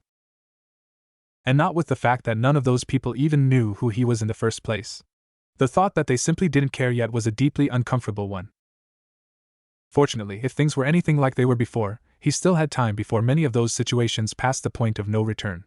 But still, he needed to think, he needed to plan, and most importantly, he needed to act. He needed to get stronger. 2 weeks was quite a bit of free time to suddenly have. Sasuke frowned as he absently threw shuriken at various targets across the room from a prone position on his bed as he considered the problems that would eventually seek him out. There was Itachi, Orochimaru, and Akatsuki to name a few, but on reflection there was so much detail that simply wasn't important at the time and seemed so much more relevant on a second look. A sudden thought made him sit up suddenly. Did he actually care? He'd crushed so many in his previous life. Ruthlessly. Only to find himself with nobody and nothing in the end. And yet. Sakura and Naruto. Those two had chased him. Unrelenting. To the literal end of the world. All for what? For a love he couldn't understand, let alone begin to return. For a friend who simply wanted to share his pain, if only to lessen it a little bit. Who had become his brother in all but blood. And in the end, he relented. He'd accepted it. So now, he'd do anything to live the life he wished he could have. Though damn if his 12-year-old self hadn't thrown shit to chaos. Damn hormones. Yes. To answer his question, yes, he did care. It would make all the difference. Sakura stood in front of her room's mirror with a frown on her face, kunai spinning around a finger. She'd returned home after their successful D.5 rank with a smile on her face. Left to meet her team the next morning expectantly, and returned home at the end of the day with a feeling of emptiness. What should I do? Her reflection stared back, no less expectantly waiting for an answer that would not come. Nearly a month and a half had passed from the day she'd woken up in her younger body, but still she hesitated. She had an incredible amount of knowledge that could be used for better or worse, but apart from working on her own fitness, what had she done? Made 2 friends. Her knowledge could save generations of people in her village and around the world from war and death. Her medical jutsu knowledge alone bordered on legendary, never mind all the non-jutsu related knowledge she had. She spent time with Naruto and Sasuke. It was almost chilling how little she cared about anything else. That wasn't to say she wouldn't do what she could for her village and the people she'd come to care about, but those moments with her team were just so much more real to her than anything else. More meaningful. Sakura watched her reflection smile before letting out a soft chuckle. Imagine if I were either of them. I'd be pretty stressed, she mused. Seriously, her teammates had way too much going on in their lives and they didn't even know it. But as their friend, she would face it all with them. Which meant she would really need to do something about her level. The metal in her hand let out a soft squeal as she crushed it with a smile. Greatest of the 3 doesn't seem so bad. Why am I here? Sasuke asked himself this as he looked over the empty training grounds his team always used. They'd agreed to do their own thing, which worked out perfectly for him and what he needed to get done, but here he was regardless. He had a single shadow clone at home, working on nothing but chakra control. As always, he spared an exasperated thought for his chakra battery of a friend. Though the concept was quite simple, it really took a stupid amount of chakra to allow the technique to work at all. The blonde wasn't even using the fox yet. Ridiculous. That being said, all of his own signature techniques that were based off of the Chidori were out the window. Not only would they be tough to pull off as he simply couldn't perform them around anyone without raising some awkward questions. Hopefully Kakashi would teach it to him after seeing his chakra nature affinity. In a way, though, he was pleased by the problem. His goal was to become exceedingly strong by continuing to develop and perfect aspects of his kit that weren't there. Of the 3 basic schools of shinobi technique, he had comfortably excelled with ninjutsu and taijutsu. While his chakra capacity was nowhere near that of his blonde friend, it was still fairly large, and his control more than made up for whatever he lacked in quantity. His Sharingan had evolved to such levels that he relied on it almost exclusively for dealing with the most dangerous opponents. That said, his genjutsu ability for a member of the Uchiha clan was downright average. His brother was an S-ranked, flee-on-sight missing nin from his genjutsu alone. Half-blind and with relatively low chakra capacity, Itachi Uchiha was one of the strongest shinobi alive. Naturally, Sasuke wanted to be a badass like his brother, just a whole lot better on top of that. How else would he be able to save him? Too bad he didn't really know how to fast-track genjutsu training. Though if he recalled correctly, one of the rookie teams had the village's most reputed genjutsu user as a sensei. Maybe I should spend some time with them, he mused, coming to a decision rather quickly. The woman would no doubt refuse to train him, so it was just a matter of convincing her that it was worth her time. And that meant he would need to provide something of equal or greater value. A satisfied smile found its way easily to his face. Good thing he was from the future, wasn't it? You're back. Hi, Kurama. Naruto sat in the seal with his back to one of the massive bars of the cage, head tilted back to allow himself to meet the gaze of the Kyuubi. The massive demon fox looked down at him with narrowed eyes but otherwise said nothing else. The boy visited him every day. He had been doing so since the day when he'd suddenly entered the seal's space, spoke of time travel, and finally loosened the seal, deepening the connection between them. As on that day he always entered the cage. He displayed no fear for his mind or life. It had taken some time, but the Kyuubi had actually begun to understand that it wasn't insanity or reckless bravado. The stupid kid actually trusted him. Genuinely, he believed they were close friends. Of course, he admitted that the fox was not the friend he'd left behind in the future, but Naruto said he believed that they were the same at their core and that's what mattered. So he kept doing absolutely stupid things like putting his existence in the proverbial hand of a species-crushing entity of chakra. Quite frankly, it was infuriating. What nonsense have you brought to me today? Kurama asked in a bored tone from his relaxed position. Originally he'd imposed his massive height on the diminutive boy, but now he couldn't be bothered anymore. He could still sweat the kid on a whim if he wanted to, and that's what mattered in the end. I've loosened the seal as much as I can without making Dad show up to stop me, said Naruto. Honestly, I think the only reason he hasn't so far is because he knows that I'm actually from the future and can handle it. Do you want a pat on the back?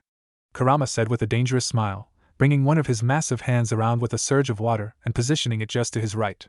It was comical how much it dwarfed him. I'll be sure to congratulate you thoroughly. Maybe another time, Naruto said with a chuckle, unfazed by the casual premeditated murder plot. I wanted to start training with your chakra seriously. And why should I allow that? So that your container is known as the greatest of the 9? Naruto said slowly, as if the fox were asking him a trick question. Gaara would lose against me in a fight, but when it comes to Shikaku I can't say the same thing. The blonde gave him a knowing smirk. You really want to lose out to a one-tailed, psychotic tanuki? Why bother asking pointless questions, time traveler? Kurama scowled, letting his hand fall back down with some force. If you are as knowledgeable as you are, then simply take my chakra as you want, and be done with it. Leave me in peace so I can be released when you inevitably die. Come on, Kurama, I'm not like that. Naruto's expression fell. Kurama scowled as the boy's emotional turmoil rolled through his consciousness. They'd always been connected at a small level. He could tell what was happening around the boy to an extent. But whatever Naruto had done to the seal had opened things up quite a bit more. For a being that had been trapped for decades, despite being a fraction of his life, it was like a breath of fresh air. Unfortunately, that fresh air stank of loss. Naruto often spoke to him of the friends he had in the future, of the bonds he'd forged and battles he'd won against loneliness. Now his work was completely undone. Without a doubt, Kurama had little care for the boy's situation, but he at least understood it. What do I need to do for us to start being friends? Naruto demanded suddenly, getting to his feet. Get me out of this stupid cage, Kurama spat, sitting up at his full height. Fine. Naruto walked out of the cage, faced the seal paper with a determined look, and grabbed it. In that moment several things happened. The first was that Kurama lost his sense of sight. It wasn't that he couldn't see because it was dark. No, it was as if he had no eyes at all. Or that there simply was nothing for him to see? Brat. His voice died quickly in the void with nothing to bounce off of. Nothing happened. Next time I see him I'll. But Kurama's rant died off as something caught his attention. Something he'd not have ever been expecting. A tuft of grass. It was all he could see. Not his body or anything else. Just a little patch of grass. Without sight he reached out and brushed it. Another one was suddenly behind it, drawing him to it without hesitation. Another, this one considerably larger. There was a shrub with the next one. Was that a tiny animal? What? All at once it was like he stepped out of a shadow and into the light. A forest clearing with nearby running water. The sounds of nature surrounding him. A massive torii gate at one end. Lush grass and patches of dirt filled the area around the trees. Small animals moved about without concern for the immense fox that had just entered the space. There was plenty of space for him to lay down. And there, sitting on a rock in the center, was Naruto. You look like shit. Naruto looked up in exhaustion, one hand on his head. You know, that was way harder than I remember it being, he said with a grimace. Though to be fair, we'd been through a lot before doing it together. Damn, that's a bad headache. This is the seal space? Yeah, you've got the seal around your neck. It was the easiest thing I could do, Naruto explained, pointing to Kurama's neck. Kurama lifted a hand to find that he was actually wearing a collar of large wooden beads. They weren't discomforting, though the thought of having a collar at all was certainly one that did not sit well with him. Look, Naruto said in annoyance. You want to go back to the leaky sewer cage? 'Cause now that I got this to work I definitely don't. No, he really didn't want to say it, but he was a sentient natural disaster, not ungrateful. Thank you? You're welcome. Can we be friends now? Sage kill me sure, Kurama said in a lifeless voice, deadpanning at the now ecstatic blonde. Yes. Naturo did a little dance on the rock. Let's practice with the chakra cloak on the road. On the road? Kurama repeated in surprise. Where are you taking us? We're sneaking off to wait for a bit. We've got 2 weeks before Kakashi-sensei gets back and I've got some friends to save. Asuma-sensei, this is Sakura. I asked her to join us for training today. That's okay, right? Good morning, she greeted the smoking Jonin politely. You're one of Kakashi's kids, right? He said with a nod, scratching his beard in thought. Shouldn't you be with him? Kakashi-sensei is on an extended mission, so my team is all doing their own thing, she replied. Ino sputtered in indignation. Sakura, you're telling me we could have invited Sasuke-kun and we didn't? The time traveler put a hand to her mouth to cover a giggle. Honestly, she should have rekindled their friendship years ago. The idea to approach Ino about joining her team for training was a stroke of brilliance on her part. She needed a place to develop her non-medical style, and 3 fellow genin with a Jonin sensei was the perfect option. Being with Ino just allowed her to spend time with her friend as well. Also, she was hoping to give her friends a reality check sooner, rather than later. He's training alone. We all are. Kakashi-sensei said he'd show us something nice if we impressed him. He knows quite a bit. Sakura considered Asuma before continuing. Have you been taking advantage of your sensei Ino? He looks pretty strong. Asuma grinned.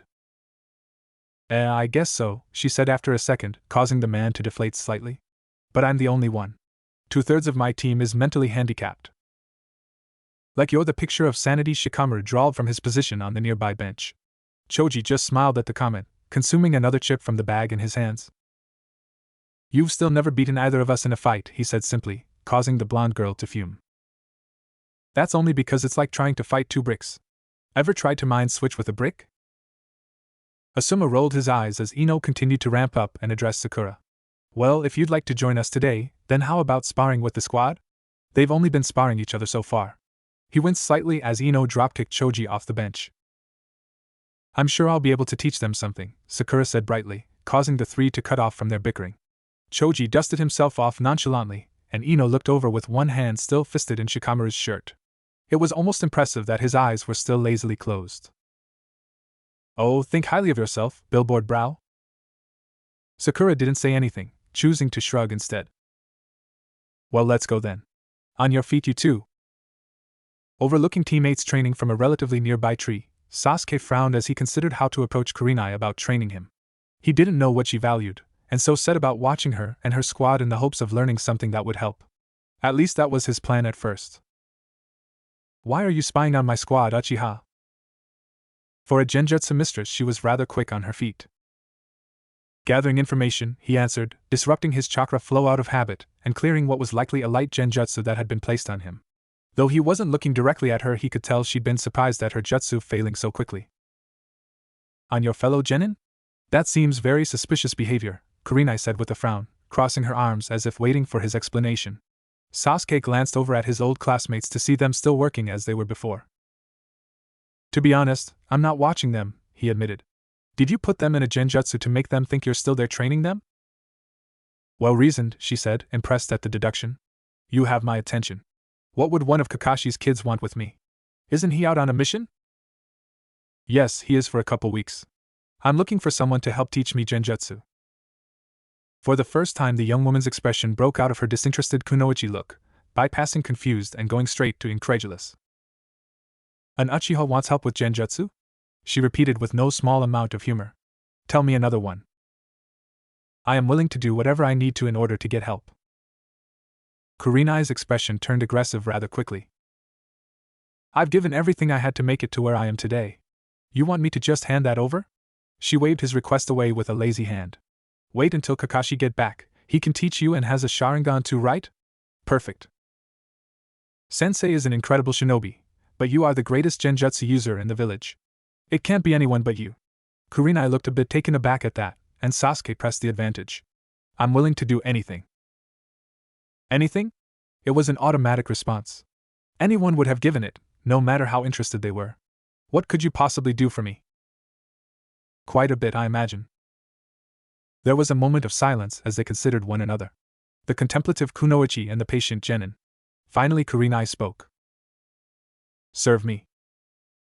Excuse me? The woman smirked in amusement. Was she purposely trying to get under his skin?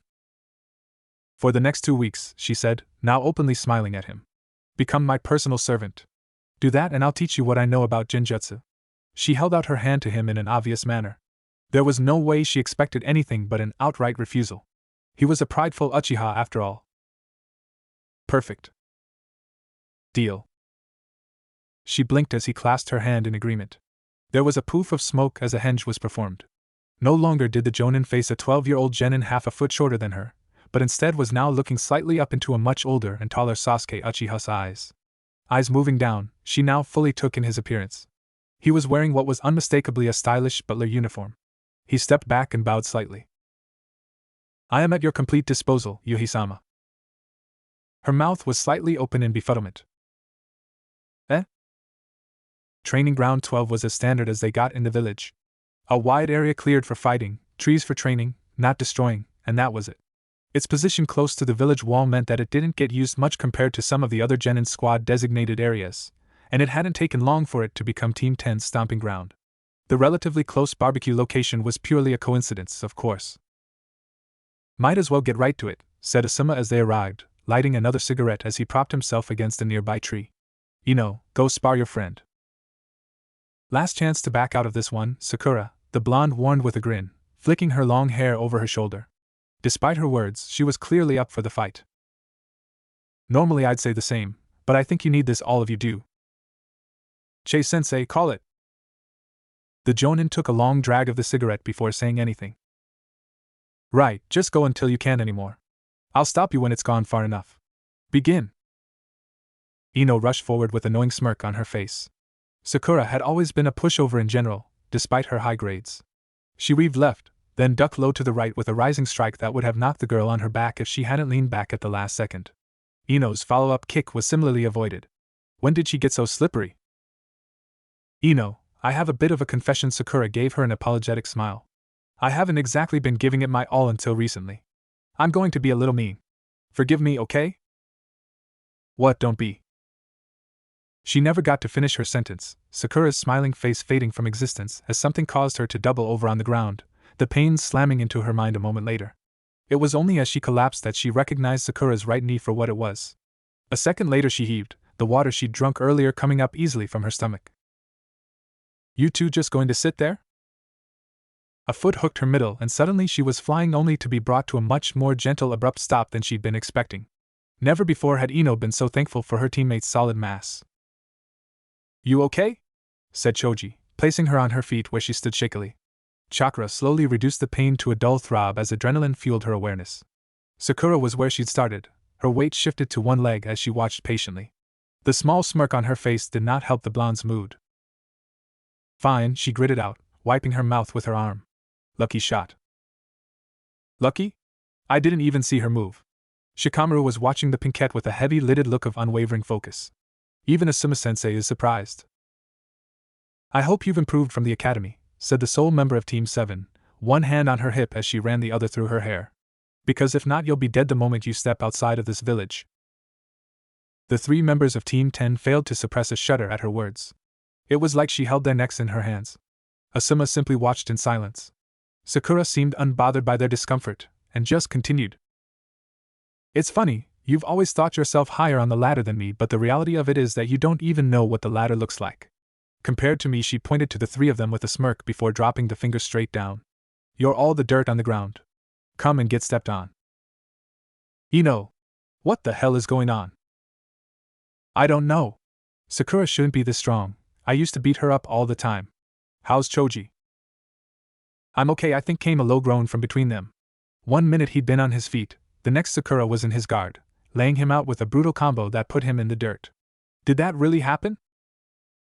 Now you know how I feel after she kneed me in the gut, Ino spat, trying her best to help Choji to his feet, while still keeping an eye on their surroundings. Sakura had been flitting around them like an apparition, striking instantly, and without mercy. Her strength was confusing, her skill uncanny. Had she really been hiding this from them all this time? She fooled all of us, Shikamaru said finally, hastily pushing Ino aside as he deflected 2 shuriken aimed for her side with a kunai. His shadow stretched out swiftly, but Sakura was long gone again. But that doesn't matter right now. We have to work together to stop her. Right. How long are you planning on keeping them like that? Sakura looked over at the sole member of Team 10 that hadn't been affected by her genjutsu. The genin were running around and putting on a spectacular coordinated display of shadow boxing. I've been practicing a lot, but I guess it makes sense you wouldn't have been caught, she reasoned. He was a jonin after all. One of my friends is one of the best genjutsu specialists in the village, he gave as his explanation.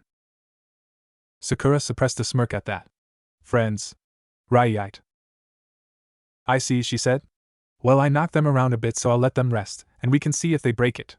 It shouldn't take too long. Asuma just shook his head at her nonchalant attitude. Yikes, Kakashi wasn't kidding. You sure you're a new genin? Not some midget ANBU plant? You're too generous, Sakura said, only needing to half fake the embarrassment that rose to her face. Sure, she wasn't exactly a 12-year-old girl, but genuine praise was rare when it concerned her, particularly when she was a genin. And your teammates are just as good? They are really good, Sakura said with a nod, internally agreeing that they were far more skilled than she remembered. But I'm the strongest. Sure about that, huh? Yep, she said with a smile. Oh, if only he knew. Well, if you've ever got free time to burn, you can always train with us. Seeing one of their peers making growth will keep them motivated. Even lazy kids like them. Kai. The discordant sounds of three voices breaking Sakura's genjutsu brought a smile to her face, though not quite as much as the face Ino was making, scrunched in concentration. I'm so done, I can't believe that nightmare was a genjutsu, Shikamaru groaned. He slumped as he began to drag himself to the nearest patch of grass. At least you didn't puke, Ino spat. You're pretty incredible, Choji directed to the pink-clad genin. He also looked tapped out. I'd bet you're even stronger than Sasuke. Sure, don't tell him, it'll hurt his feelings, she said with a smile, wagging her hand at him. You okay there, Ino-chan? TCH, how did you get this strong? It's bullshit. She gave one look at her retreating teammates before throwing her hands up in frustration. You don't even have a clan. Sakura frowned at that but let it go. Maybe that secret clan training isn't all it's cracked up to be after all. Hey, don't insult my clan. You're right, I'm sorry, I should be insulting you, who's wasting the amazing amount of resources that you earned by being born. Good job, Ino, your most entitled clan princess award is waiting for you back home. Yes, I suppose that's one interpretation of let it go. I'm not Dash. Ino cut off at the look her old friend was giving her. You could be so much better, Sakura said, frustration seeping through her voice. She knew it, better than anyone, how much better they all could be. She knew that she could prod and guide them in the right direction, making them stronger and safer sooner.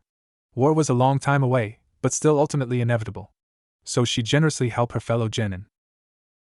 And when are you training your ass off? She shot. I never saw you doing anything other than reading. I'm a ninja, Ino. You only see what I want you to see. Always. And she smiled. Yes, it would be fun to train with them for a bit. Hopefully they wouldn't come away from it emotionally scarred. Even now.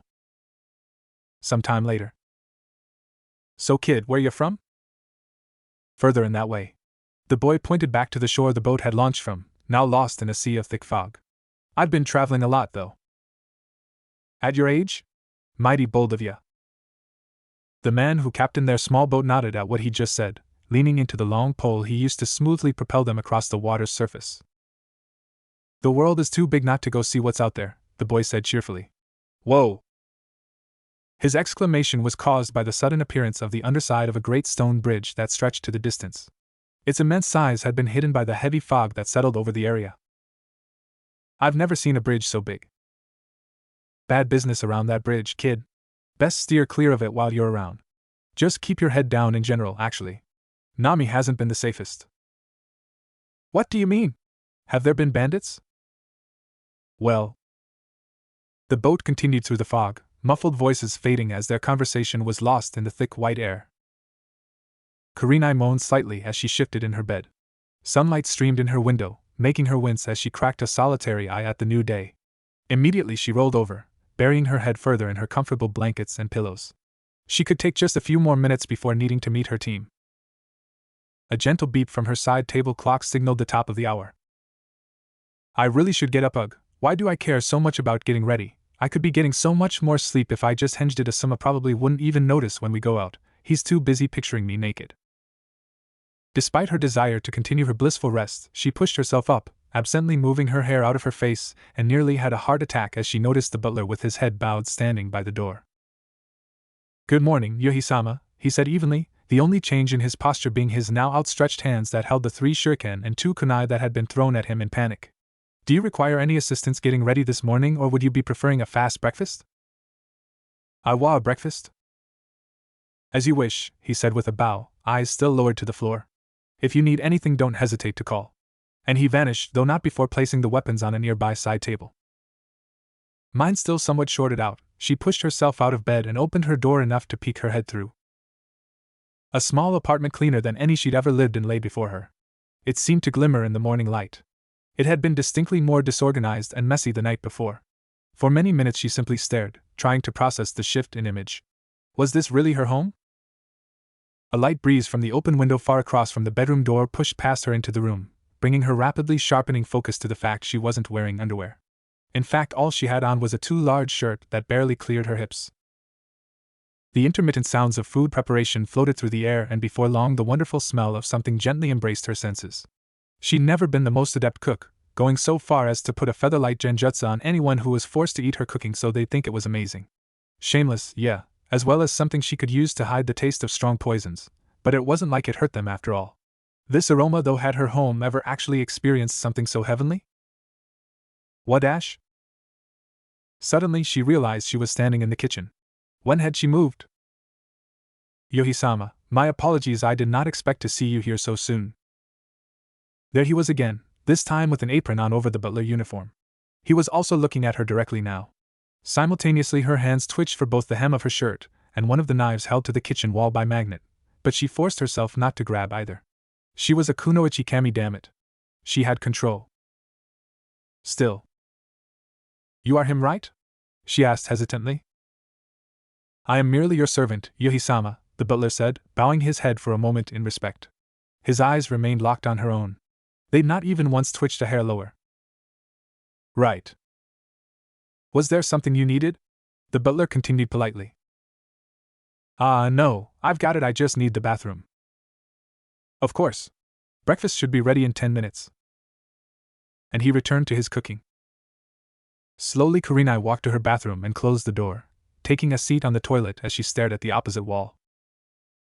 This is insanity. I'll just tell him the deal's off. As soon as I'm dressed, I'll do it. The wonderful smell made its way under the door and tickled her nose. After breakfast. Then for sure. Meanwhile, far to the east on a small island off the coast. Man, I forgot how depressing this place used to be, Naruto mused to himself as he walked through the main streets of Nami. The market was as bad as he'd ever seen for a place that actually had people living there. There was an invisible weight that had settled over the region, dimming the colors and dulling the sounds of what should be a thriving harbor village. Even with the economical damage that likely came with the strife across the land of water, Nami's still the closest island village to the mainland by an extremely wide margin. Old Man Tazuna's bridge was the icing on an already enormous trade route cake. It seemed impossible for things to devolve this much, and yet they had. Kami, even the ramen here sucked. What is the water daimyo even doing? The blonde said absently, kicking a loose stone lightly. Not giving a damn about this shithole. The uncaring voice came from a teenage boy who sat on the top of a small stack of wooden crates. Another two teens, a boy and girl respectively, sat a level down, giving the impression of being the first underlings. The rough look of all three, an occasional streak of dirt, painted the picture all the better. You three work for Gato? The name grabbed their attention immediately. Passerbyers who'd heard it sped up, determined to get away from what was sure to be trouble. No, we're not good enough, the girl said automatically. Bullshit, we could take half of those assholes one-on-one, the second boy grunted. I'd make a way better guard than Koshiro. Right, if that were true you'd be hired instead of him, the first said dismissively, turning back to the traveler. The conversation sounded like one that had been aired frequently. What's it to you?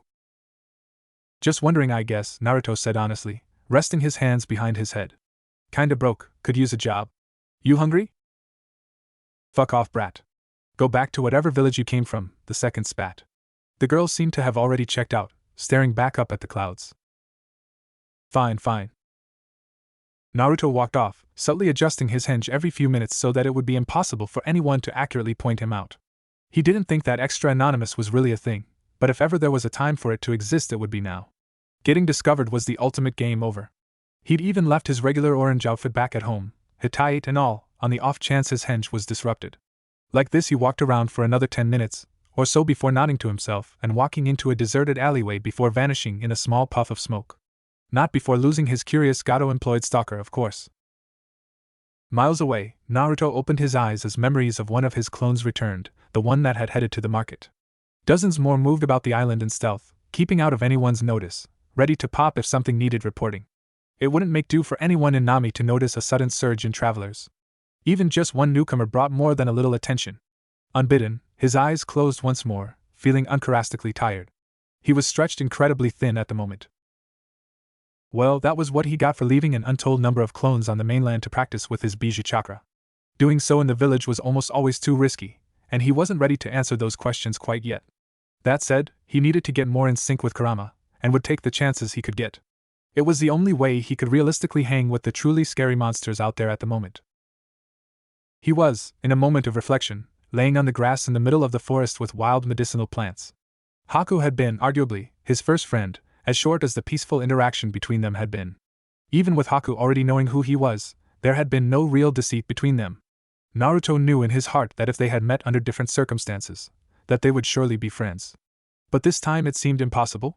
How could he convince Zabuza to abandon working for Gato without making an enemy of him? Killing Gato was ultimately the wrong choice. Nami had bigger problems than being under the thumb of a money-grubbing business owner. The people kept themselves down more effortlessly than anything. Old man Tazuna was realistically the only one fighting back in the only way he knew how. Building something. Then there was the issue with Zabuza himself. Future knowledge told him that the missing nin worked to overthrow the current Mizukage, Yagura, the Jinchuriki of Isabu, the three-tailed beast. Zabuza worked for Gato simply because he paid extremely well. Killing Gato wouldn't just stop Zabuza from being paid, but prevent him from getting any future jobs as well. It was really only because of Team 7's interference that Gato tried to cut his losses. Zabuza wouldn't want to leave his job. And Naruto had absolutely nothing to offer Zabuza. He was a broke genin after all. Well, there was one thing. Which is why he decided to be so deliberate about where he did his reflecting. You'll catch your death, sleeping on the ground like that. He opened his eyes to a nostalgic scene. A boy in a sleeveless pink kimono with dark swirls on it was kneeling at his side, looking down with a neutral expression. Damn, I'd almost forgotten how pretty he is. I was waiting, Naruto said, hands still behind his head in a relaxed manner. How far was he willing to go to save a friend he never had? For a village that no longer recognized him? Out here? Haku raised his eyebrows a hair in curiosity. For what? You, actually. I want to talk to Zabuza. And what? The featherlight touch of a saban needle under his jaw almost made him smile. Would you want with him? This time he did smile, showing teeth. How far was he willing to go? He'd end the world if he had to. I've got a good deal for him. Will you take me, Hakuyuki-chan? Zabuza Momochi was a naturally aggressive person. Any shinobi brought up in the Bloody Mist was bound to have some issues, even he'd agree with someone on that, and then kill them, but that's besides the point. It stood to reason that his patience was also something he was not known for. However, sometimes even he, the demon of the hidden mist, had to pause and wonder what the fuck was going on without automatically beheading everyone in the immediate vicinity. Haku, why is there a brat in front of me? Indeed there was. A kid probably a few years younger than Haku with the most bland features imaginable on a human. It was like he was scientifically built to be forgettable. He wanted to speak to you, Zabuza-sama, Haku said without preamble, head bowed respectfully. Zabuza resisted both the urge to palm his face and cause immediate bodily harm. So you said, sure, follow me, and just let him hear? No, I questioned him further before leading him. Right, the brat was currently rolling his eyes, making air quotes as he mouthed the word questioned. Honestly, if Haku weren't as useful as he was, he might have honestly considered chopping them both in half just for the headache he was getting. And the reason you look like that? Because Haku looked as disheveled as he had the day he found him, and the damn kid had been homeless then. My questioning did not prove fruitful, he returned stoically. You tried to stab me, Haku-chan, the brat complained with a pout. Please do not call me that. Had Haku ever sounded so harassed before? Just who was this kid? Fine, I'll hear you out, Zabuza said finally, taking a seat on a rock. They were currently located at one of the half-dozen safe zones they'd set up around the island in case anything went south, unlikely though it was. Standard procedure really, when you were an infamous missing nin. The brat's life was already written off at this point, but at the very least he piqued the jonin's interest. Don't waste my time. I'll kill you otherwise. Please waste my time. Sorry, I honestly couldn't think of a better way to get to you than through him, the brat said, sitting on the ground without issue. Don't be mad at him though. Haku really went all out to try and get me to talk. A moment was all it took for Zabuza to meet Haku's eyes for confirmation, suppressing the surprise that came with it when it did. So the brat was actually quite strong if he could take down someone that he'd been training for years. Get to the point. Nice to see some things don't change, the brat said to himself. I'm going to break my henge, so don't go all demon of the mist on me, okay? A hand sign and poof of smoke later, and the unassuming brat was replaced with a lightly geared man who looked to be in his late teens or early 20s. He'd surely gained some mass, though still sitting as he was. The change wasn't that apparent. What was immediately obvious was the wild, shoulder-length red hair. Hair that automatically had him on his feet, one hand on his blade. There wasn't a single person in Kiri that wouldn't recognize what was sitting in front of him. Uzumaki? In the flesh, the man said, seemingly unconcerned that his life was very much in danger. You want to hear me out now? Zabuza slowly let go of his blade, forcing himself to take his seat once again as his mind moved rapidly. And Uzumaki? Sure, there were no doubt survivors from years of being wiped out, but independent? Shinobi trained? This was a village of people that took the combined might of 3 shinobi nations to crush. His instincts screamed that he was no longer the big fish in the proverbial pond here, but his nature demanded that be challenged. Both were unhelpful though, and so he pushed them aside equally. More importantly, he believed he wasn't being lied to, and the only way to confirm that the man actually was what he said was to watch and wait. What do you want? Zabuza finally said. I want you to stop targeting the bridge builder and his family. It took a second for the words to fully register. Something like that was just so. A job's a job, he said shortly. I don't back out once I've been given one. Even if it'll get you what you've been looking for all this time? And what would that be? Kiri. Silence struck the space. Kiri? What did he mean by that? I'll make you a deal. Uzumaki stood, and for the first time it felt like there was nothing but steel in his voice. 2 weeks. Don't attack the bridge builder or his family for 2 weeks. Have Haku keep them safe, he can do it. Make whatever excuses to Gato that you need. Do this and I will kill Yagura. Incredulity was not something typically seen on the missing nin's face. You're offering to kill the Mizukage for the lives of a bunch of peasants? This place isn't amazing, Uzumaki agreed. But I simply can't let it fall to the greed of a person like Gato. You some kind of bleeding heart? Zabuza scoffed. Save a place from one issue and watch another take its place. The Uzumaki shook his head. I can't save this place, he said with a frown. They need to do it themselves. But at the very least with this I can give them a fighting chance. To be honest, Uzumaki scratched his chin for a moment before continuing. There are 2 people I'm trying to save. My first friend, kind of, and someone he cares about. They don't know I'm doing it, but I just want them to live well. You are doing this for someone precious to you? It was the first time since their arrival that Haku said anything, finally having returned to his usual immaculate look. 2 someones, but yeah. Uzumaki gave him a bright smile. That's the only way I know how to operate. You look like you understand what I mean, yeah? Zabuza held back a tired breath as the ice user gave the Uzumaki a small smile. Well, he won Haku over easily enough. He wanted to reject the offer out of hand. There was obviously more going on than there seemed. However, he considered the fact that the bridge builder had actually recently left Nami, no doubt to appeal to Konoha for aid, right under the noses of the now more trouble than they were worth idiot Chunin brothers. It might take the old man over a week just to get a team and begin the trip back. Realistically, he might only be putting off completing this job by a couple days, still well within the time frame he was operating under. Gato already knew about the situation and was patient enough to wait. He was in for the long game after all. Also, he could just use her to determine if the Uzumaki was the real deal. She would probably kill him for it, but if she found out he'd been approached and didn't act on it, she'd probably kill him worse. How do you plan on getting to Kirigakure? He asked finally. Asking you nicely for help? This time he actually did facepalm. You don't talk much, do ya? Naruto stretched his back with a small grunt, digging his knuckle at a knot that was beginning to form.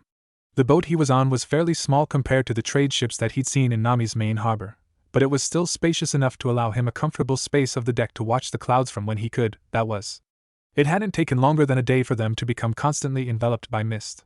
The sounds of the sea around him had long since become a subtle symphony of lows and highs, matched perfectly by the swells of the waves. His only companion sat at the back of their vessel, leaning against their small pile of supplies as he inspected a kunai for wear. He was using a water jutsu to keep the boat moving forward at a rapid and quiet pace. His response was similarly calm. You talk too much. Let it never be said that Zabuza Momochi was a conversationalist. Seriously, don't say it. You haven't said for me to stop, Naruto said with a shrug, turning back to face the Jonin. I figured you'd say something when we got close to Kiri. We aren't going straight there, Zabuza said shortly, spinning the kunai once before stowing it. You didn't ask, he added, predicting the Uzumaki's response. Okay, so where are you taking me? It wasn't like he was particularly worried, just curious. Silence was his only answer. Of course it's a secret. He shrugged and closed his eyes. Nothing for it but to wait until they got wherever they were going. Little else to do but let his mind wander. I wonder what the others are up to. Kurenai tensed uncontrollably. Her focus, razor-sharp and unwavering, was entirely devoted to maintaining herself through her most recent predicament. Will of fire, will of fire, will of fire, will of... On. The sounds of the apartment became unnaturally loud to her ears. The soft sounds of someone moving behind her out of sight, the rustle of the sheet caught beneath her stomach, the cataclysmically embarrassing wail that surely the entire universe heard despite only existing in her head. She'd returned from training her team in high spirits, but distinctly sore. Kiba had been practicing tandem techniques with his Nik and Akamaru and lost control of a particularly devastating one, nearly injuring his teammate Shino, who had been nearby. She'd been able to step in and remove the bug user from the area of destruction, but at the cost of being battered by debris from Kiba's impact. An apology from the Inazaka and a threat from her about making him hear cats yowling for the next month ended the incident. Didn't lessen the dull throb that had then permeated her body though. Getting battered by chunks of tree, dirt, and rock was not pleasant. Still, she was overjoyed with the amount of damage her so-called tracker team could put out. Kiba was probably the most destructive of the group, but Shino had incredible utility with his insects, and Hinata, for all her shyness, was easily a dangerous opponent for anyone to face. Neither of her teammates could come close to taking her down, alone or together. They'd called an end to training with smiles on their faces at their growth.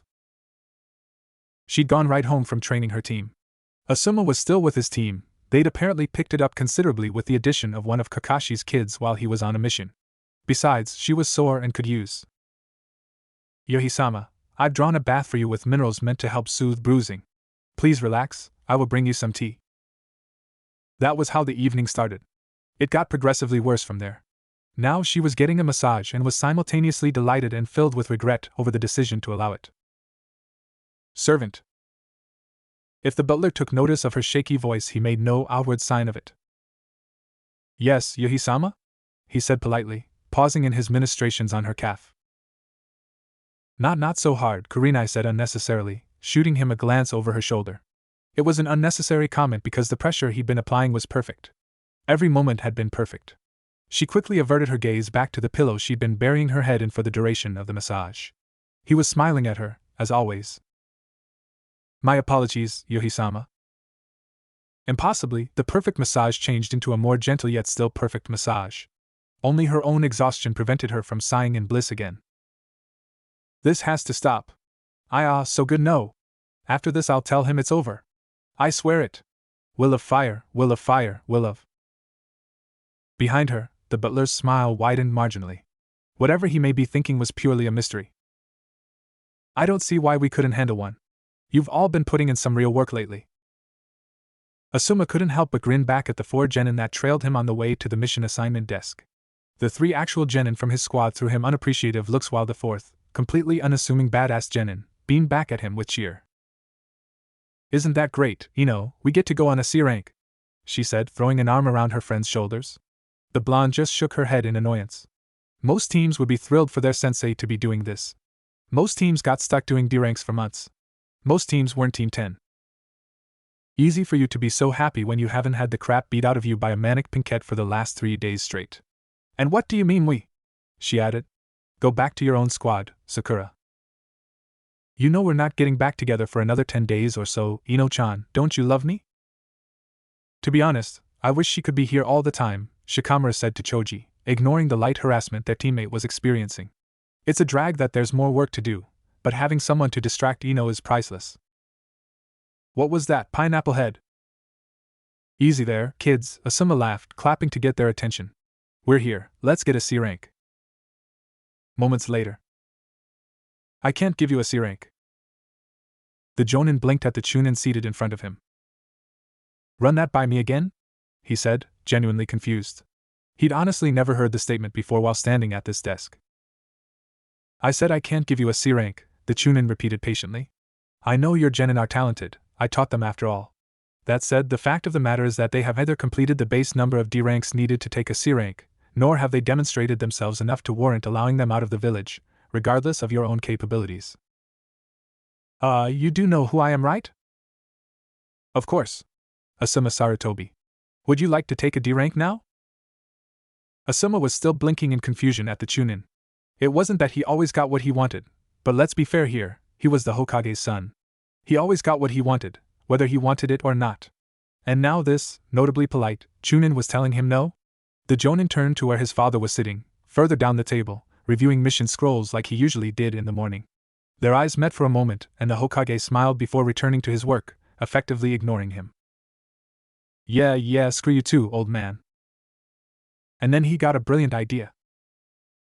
Look, what if I brought along some extra firepower, he said, motioning for Sakura to join him at the table. She did so with a look of curiosity on her face. Did you need me for something? Good morning, Iruka-sensei, she added with a smile. Good morning, Sakura, Iruka returned automatically. You want to bring along another genin? You know she's also from the class your squad was in, right? Oh, I'd love to join them on a mission, she said brightly. Honestly, she's overkill for backup, Asuma reasoned absently. But if she came along, then there wouldn't be an issue, right? I'll allow it. The three of them looked over at where the Hokage had stood up, finished with what he'd been doing. Sir? Iruka said in surprise. Sakura is currently on leave because I sent Kakashi on a mission, so there's no trouble, the elder man explained, walking over to them. She also has a stellar record so far. That she does, the Chunin mused, sending the girl another fond smile. One of his favorite students, Asuma reasoned. Alright then, Iruka moved a handful of scrolls in front of him. It only took another few minutes of perusing before he decided. Only one had any real traveling to it, and that was always a great learning experience for new squads. It wasn't long before their objective was summoned. A grouchy, half-intoxicated old man who did nothing but talk down to the kids that would be forced to protect him. It almost brought a tear to the Jonin's eye. He couldn't have asked for a better mission if he tried. Honestly, the only thing that was even more amusing was the fact that Sakura was absolutely delighted by the turn of events. There was something about Mei Terumi that never sat well with Naruto. As he stood there in front of the woman, her two future advisors Ao and the much younger Chojuro off to the side while Zabuza did his best to not look like he'd rather be anywhere else, Naruto found himself running through all of the previous interactions he'd had with the now future Mizukage. They met during the Fourth War, and only saw more of each other in the years after its conclusion once Tsunade began seriously grooming him for taking up the position of Hokage. Mei was intelligent and charismatic, frighteningly strong in her jutsu, distractingly beautiful, and dedicated to her village and people. She brought out the best in those who supported her, and he honestly had no issue working with her to bring an end to Kiri's civil war.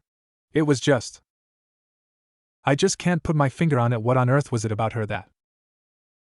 Okay, so offering to kill the Mizukage for me aside, are you single? Nope. Double nope. That's it. That's the reason right there. Because her offering to help him restore his clan had sounded less and less like a joke the more she said it to him when he was there for those Kage meetings. Damn, he thought he'd suppress those memories. I am currently unable to seek a relationship at this time. Please accept my apologies, he said robotically, bowing his head to the question as he systematically deleted the last 10 seconds from his brain as best he could. Oh, that's too bad, the woman mused with a sigh. Do keep me in mind if you somehow survive this suicide run you're volunteering for. I should be fine. Then I'll look forward to your success. How do you plan on killing Yagura? What will you even do about the beast he holds? Naruto silently thanked all the gods he knew of for the disruption, turning to the eldest in the room, the one-eyed Ao. Abrasive and wary, Ao balanced out Mei's smoothness with some good old-fashioned grumpiness. He was also the person who was undoubtedly the largest threat to his disguise. There was no fooling a Byakugan after all, hidden or not. Still, as far as he could tell, the eye would only recognize his henge for what it was, as opposed to his original form, and he didn't think they were going to do anything about it considering what he was offering them. Many shinobi operated under some form of disguise on principle, and this was no different. Let me worry about that. You focus on fixing the bigger mess. And it truly was a mess. A mess that caused innocent people like Haku to lose everything to what could only be called insanity. Even his own clan, the once great Uzumaki, were brought to nothing before the controlling power of widespread fear. Visiting Yuzu after the Fourth Shinobi War had done nothing but fill him with a deep sense of loss and regret. Ao just grunted skeptically. And you would do this for nothing? My goals are my goals, as little as they may seem to anyone else, Naruto said with a shrug. There was also the benefit that putting Mei in charge a little earlier would also surely jumpstart Kiri's return to the international scene. Ao looked like he wanted to continue to grill him, but Mei just silenced him with a wave of her hand. No time to hesitate then. We have been ready for some time. Zabuza. He grunted in return. Take the Uzumaki to the village. Confirm the kill. Either one, she added with a smirk. The man nodded jerkily and walked out of the room with the redhead. Chojuro, ready our forces. We might not get an opportunity like this for some time. Hi. He vanished at once. What did you see, Ao? He is hinged. His Byakugan had been active for the duration of the entire meeting. Even now he tracked the Uzumaki as Zabuza led him to the boats. It's not like Zabuza to be wrong about something like this. So he's not an actual Uzumaki? I'd sooner believe he is, the older man admitted. More than likely he was just hiding his real face and age from us. He has more chakra potential than all of us. Well, that's not especially combined. He makes Kisame look like a child. That man is a monster. No doubt a survivor from Yuzu. Mei's expression darkened at Ao's words. Do you believe we have anything to fear? In retaliation? Ao frowned as he considered the possibility. There is no point thinking about it now. His motivation for helping us seems strong enough. It would be foolish to trust him though. Even a single Uzumaki is a deadly foe for a nation. The world is better off without them. Silence once again filled the room. Neither moved for some time, both sorting through their thoughts. Eventually Ao let out a gravely breath of exasperation. You really need to stop thinking with your ovaries. Mei closed her eyes, face slowly scrunching up as a vein pulsed dangerously on her forehead. Ao, step in front of me so I can fucking kill you. Sakura was thoroughly enjoying herself. Escorting Tazuna back to Nami was every bit as fun as it had been the first time around, but it was a breath of fresh air to be somewhat on the outside of the situation.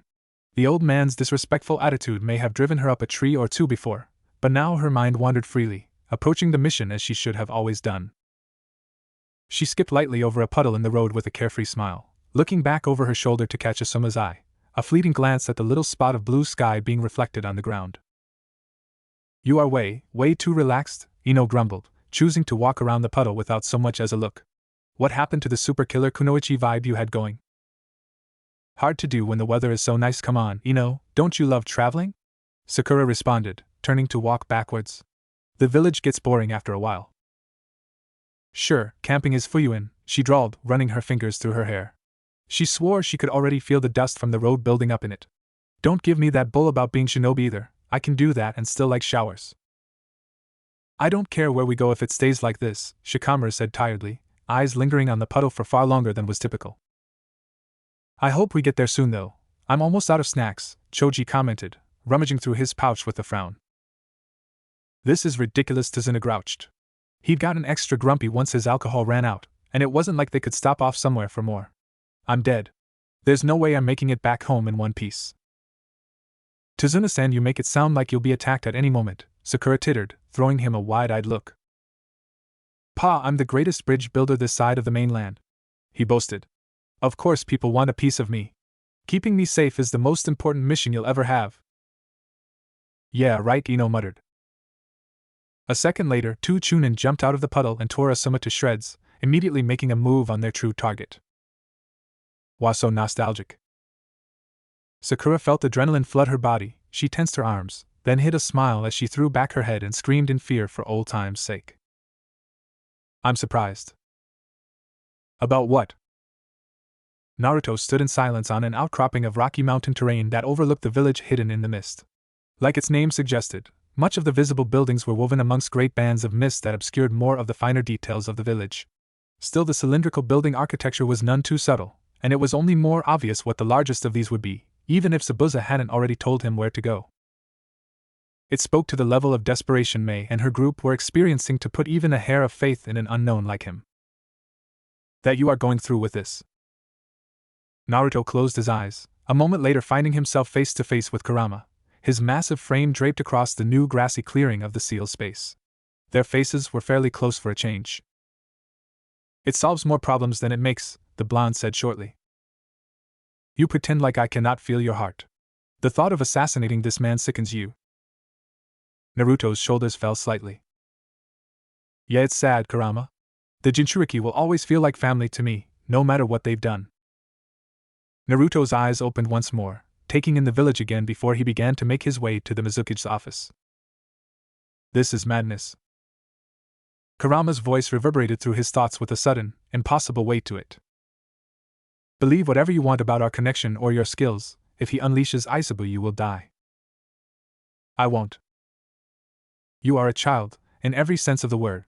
A fool chasing a dream, given a second chance only to piss it away at the first opportunity. It's okay to be afraid." "Afraid? You believe that I know you can't reform properly if I'm killed. Not while my dad has your young half." Kurama's voice fell silent, but Naruto smiled. "Don't worry, I won't let you go." Zabuza scowled as he took his position on the building nearest to the Mizuki's tower. The village A and B were being suppressed by their own sizable force, and the Uzumaki had successfully made his way into the tower. Despite the seemingly quiet day, the coup had already begun in the shadows. It was only a matter of moments before the fighting would truly be underway, but he had to resist to assist his comrades. His job was to track the most critical fight of them all, which meant he had to be patient and passive. Kami, he hated that word. At least he didn't need to get too close to witness what was sure to be an outrageous combat between two. Suddenly the glass on the top floor of the tower exploded outward in a burst of force and smoke. A number of Kiri shinobi soon emerged, spreading out in every direction as they moved with clear urgency. Well, that was odd. Shouldn't they be going in to help their leader? Without hesitation Zabuza moved, stealthing his way to the tower and moving up the side until he was now standing in a room he hadn't been in for some time. The Mizuki's open office was sparsely decorated and completely empty. The Mizuki and Uzumaki were gone. There were no signs of a fight. No trace remained of either. They'd simply vanished in a puff of smoke. Zabuza's hand found his forehead easily as the urge to maim a small animal rose. "Shit, Mei's going to kill me." A light scuffling. Footsteps rapidly giving way to gentle splashes. A heavy breath joining the rough sea wind. Naruto frowned at the fairly short man standing out on the water. They watched each other impassively. "A reverse summoning, you weren't lying, it seems," Yugura said shortly, spinning his oddly shaped metal staff. The hook at one end softly grazed the water, bringing a slow, unnatural stillness to the bay as the reflection of the world within seemed to sharpen tenfold. Tall mountains rose opposite the ocean, isolating the area. The shore was a mix of rocky crags and soft beaches. One small stretch of flat stone had a peculiar set of markings on it, flickers of blue dissipating into the air as the chakra it had contained was dispersed from use. "Killing your people is the last thing I want," Naruto said honestly. "I know you don't want that either." Because no matter how many had suffered under his rule, Yugura still was a Kage with a job to do. He at least respected that, if nothing else. "Why are you targeting me then?" Yugura asked, curious. "Allowing yourself to be used by insurrectionists, is it revenge for Yuzu?" "Just trying to save some people I care about," Naruto returned, stepping out onto the water. A kunai was spun lazily in his right hand while his left fingered a tightly wound scroll at his waist. "I see." The water burst up around Naruto in waves, arching out and back in great twisting spikes that sought to spear him. Through it all the Uzumaki was barely able to make out Yugura continuing through hand signs for what was surely another attack. "Futon, Repusho." The wind pressure that built up at his hands ballooned outwards as he whipped them sideways, pushing the incoming water away with little resistance. He leapt upwards a moment later as jaws of water snapped its maw shut where he'd just been. "Futon, Yuha-sho!" Moving his arms across his body, twin blades of wind raced to the Kage, neatly parting the water where he dodged away from for a second before it crashed back together. Naruto used the opportunity to land safely, launching forward to engage Yugura as closely as he could. "Suetun, Ikari no Yuzu." The Mizuki dragged his staff through the water at his feet, generating a whirlpool that expanded immensely in seconds. Naruto simply rushed into it, using the momentum of the water to propel himself to his opponent. Within seconds they met in a clash of steel, furiously exchanging blows as the water dragged them both ever closer to the center of the bay. Yugura's staff was a whirl of movement, easily keeping him out of the lethal wind user's hands. Naruto couldn't help but be impressed as he found himself needing to frequently switch to the defensive. He was sure that just in staff arts alone the Mizukage could give the old man Hokage a run for his money. Yagura was clearly confident. He was a battle-tested Kage, a highly successful shinobi. He was a water user fighting on a limitless supply of water. He even had the weapon with the better reach, but he had a weakness. Every Jinchuriki did. The same weakness, regardless of age or skill. All Jinchuriki believed that their tailed beast would bail them out when they really needed it. It wasn't blind trust either. Due to the nature of the ways that Jinchuriki were made, the tailed beast would always want their host to live on, even if just for their own benefit. After all, if dispersing and reforming years later was so simple a process of becoming free, why didn't the tailed beasts allow their hosts to die all the time? Regardless, Yagura believed that Isaba would be there if anything went wrong. And so he would not fight to his fullest out of habit. A habit that came from always holding a greater power in reserve. Naruto would know. He was just as guilty of it all as well. It just didn't help Yagura because even at the tender age of 12, the Naruto that existed now was in a class of his own for one simple reason. Leagues away, two meditating clones dispersed with a smile. Yagura choked as a swipe he'd comfortably dodged left streams of blood in its wake. His staff split neatly in half and dropped from limp fingers as his body hit the surging water with a dull splash, dragged to the center of the whirlpool. Naruto stood with his hands still extended, nearly invisible claws of wind distorting the air in front of his fingers. His eyes were cold, no longer their bright blue but a rough gold with solid bars of black for pupils. The skin at the edges of his eyes was a bright orange. Sage mode is still absolutely bullshit, he said with a frown. A second later there was an explosion of water as a human-sized mass of blackish red burst from the depths. I should have expected an Uzumaki to have a trick up their sleeve, though to be fair I was expecting something more of your lineage, Yagura said slowly, the chakra cloak bubbling around him. Naruto could see the wound he'd created no longer bleeding freely as it should. It wasn't healing, but it wouldn't hinder him for the time being. I'm beginning to question your origins, Uzumaki. Believe what you want, Naruto said evenly. Next time you won't get back up. You should have gone for my head. You'll never get the chance again, Yagura said with a sneer, leaning forward onto all fours as the chakra cloak burst outward then back in, thickening as he immediately transformed into his hybrid Bija state. Now he looked more like a turtle than anything. A few seconds later Naruto was picking himself up after getting sent flying halfway across the bay. So you can finally throw a punch. Bring it.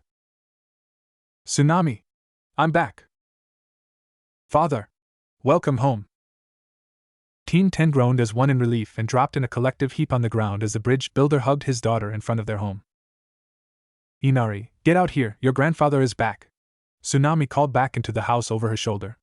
She then took in the collapsed genin. Are they okay? Who cares?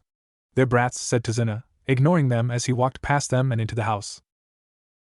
Is that how you talk to someone who saved your life? If I could move right now, old man. Ino, don't threaten the client, Asuma chided, unconcerned with the disheveled state of his team. Instead he stepped up to the young woman, bowing his head slightly. Ma'am, we're from Konoha. Your father hired us for protection. Of course, we'll gladly include you and your son in that. Oh yes, thank you, it's wonderful to see him back here safely, she said, eyes wide as she took in the jonin. He smiled and her cheeks gained a slightly pinkish hue. What she looked around for something to say before her eyes landed once more on the group of genin. What happened to them?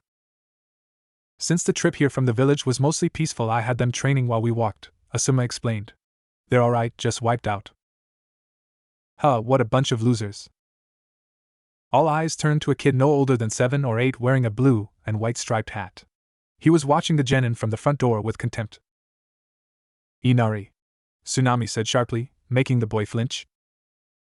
What they are, he said defiantly, only to wince as an open hand softly pressed against the top of his head. Now, Inari, that is no way to speak to guests. We shouldn't judge those we know nothing of. Another person, this time a teenage girl in an elegant kimono, emerged into the open air. She smiled down at the boy who bowed his head. Yeah, I know.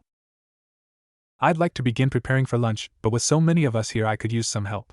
Can you assist me? The boy nodded, shooting the pile of confused genin a glare before vanishing back into the house. Oh, thank you, Haku, Tsunami beamed. You're so wonderful with him. It's my pleasure, Tsunami-san, said Haku. She turned to Team 10 and continued, though it isn't quite my place to say, please make yourselves at home. Don't say that, Haku, Tsunami said with a smile. To Asuma she explained, Haku has been with us for about a week now. He's been keeping us safe from Gato and his men. The way you say it makes it seem like you didn't hire him, Asuma half-asked, half-stated. You're right, apparently it was someone else. I was nervous at first, but the security has made this past week so much more livable. Nami has been through so much recently. All of us have. I see. I'd love to hear more about your troubles, Asuma said kindly. Why don't we talk over tea? And he led the young mother inside, leaving 3 disgruntled genin to lay in the dirt. Okay, I know Asuma-sensei can be a pain sometimes, Choji said slowly, eyes still on the door, but you can't deny he has skill. Yeah, I suppose so, said Shikamaru. Can we please not talk about how much game our sensei has? Ino grumbled. Sakura, I know you're there. Help us up. And why would I do that? Asked the Pinkett, staring down at the group from her seat at the edge of the roof. She'd watched the entire scene play out from there, including noticing that Haku had noticed her there as well. The name was familiar, for sure, but she couldn't put her finger on it. Because we did that stupid chakra exercise you came up with the whole way here. Ino's words were laced with exhaustion. She wasn't exaggerating with what she said. Sakura had given the 3 of them coins to keep stuck to their hands and feet with chakra as they walked from the moment they entered Nami. Choji got more as he naturally had far more chakra than both Ino and Shikamaru combined, but they'd all run out before long. It was surprisingly draining of an activity, particularly while moving. And having an annoying Pinkett occasionally attack your feet. Alright, you win. Good job, team, Sakura said with a smile. And with that she jumped down, threw all 3 over her shoulder like sacks of potatoes, and carried them inside. It was inexplicable. Yugura reached out with a chakra-covered hand only to have it close on nothing. With a thought, coral sprouted across his opponent's body, but it simply crumbled away a moment later. Impossible. He was the Mizukage. He was the master of the 3-tailed demon. He was practically fighting in the ocean. There was no one who should be able to stand up to his power. But he was undoubtedly losing. He knew that the demon's influence was beginning to take its toll. He could feel the rage infecting his being, empowering him further and deadening his awareness. But here he didn't care. All he could see was his opponent's red hair, bouncing around as he evaded attack after attack, only to strike back with unfathomable force. His change in appearance was a mystery, but it mattered little. He was going to die. Yugura saw red. Red, red, red, red, read, red, red, red, red. 3 spinning black dots and so much red. Futon, Kami no Ken. Yugura's yell of pain was drowned out by the crack of air slamming on water, like a massive invisible fist had punched down from the sky onto him. Slowly the chakra cloak faded and Naruto paused, unsure of what would happen. It was clear that the Mizukage was on his last legs, but if he'd learned anything it was that all life was at its most dangerous just before it was about to die. Yugura slowly stood and Naruto froze as unmistakable red eyes regarded him. A chill ran through his body as Kurama's voice filled his mind in fury. Sharingan. I see it. Why does he have it? Where did you get those eyes? He asked aloud, not letting his expression show any of his inner shock. However, when Yugura answered, it was as though he was another person entirely. You are a problem, Uzumaki. Wherever you came from I do not know, but I will take this setback if it removes you from the equation. The beast can simply be recollected. Hands moved rapidly through a series of hand signs. His fingers began to light up with familiar chakra flames. The beast can be recollected? Is he Dash? Stop him! He's unsealing Isabu. Naruto moved as fast as he could only to be thrown back by the suddenly rough waves. Yugura stomped again, still moving through hand signs, and another series of waves moved to overtake him. This time Naruto was ready, parting them easily with wind chakra. Unfortunately, as the water fell to each side he was given just enough time to view Yugura slam a glowing hand into his stomach, his face still as blank as before. The blast knocked Naruto flying, skipping him across the water like a stone only for him to run aground and grind to a halt in the coarse sand. Groaning, he pushed himself to his feet, noticing right away that his special henge had finally dropped and he was every bit the kid he hoped no one noticed. At least he had the good sense to ditch Zabuza back at the village. A roar ripped across the water as a gargantuan turtle with 3 tails stood in the water, eyes filled with unbridled rage, staring at the stretch of land it hated more than any other. So let me get this straight. May took a steadying breath that only served to make every other person standing in the room with her more on edge. You lost them? Zabuza said nothing. He was dead either way, but this way he wouldn't need to admit having been duped with what had to have been some type of seal. At least the coup had been overwhelmingly successful. Yugura not being there had made things almost laughably easy, which only showed how weak of a nation they had become through this civil war. In case it wasn't glaringly obvious, May said slowly, I needed you to keep an eye on the Uzumaki in case he tried to make off with our bijou. They froze as a chill passed over them all. A wave of chakra swept through the village that they all knew to their core.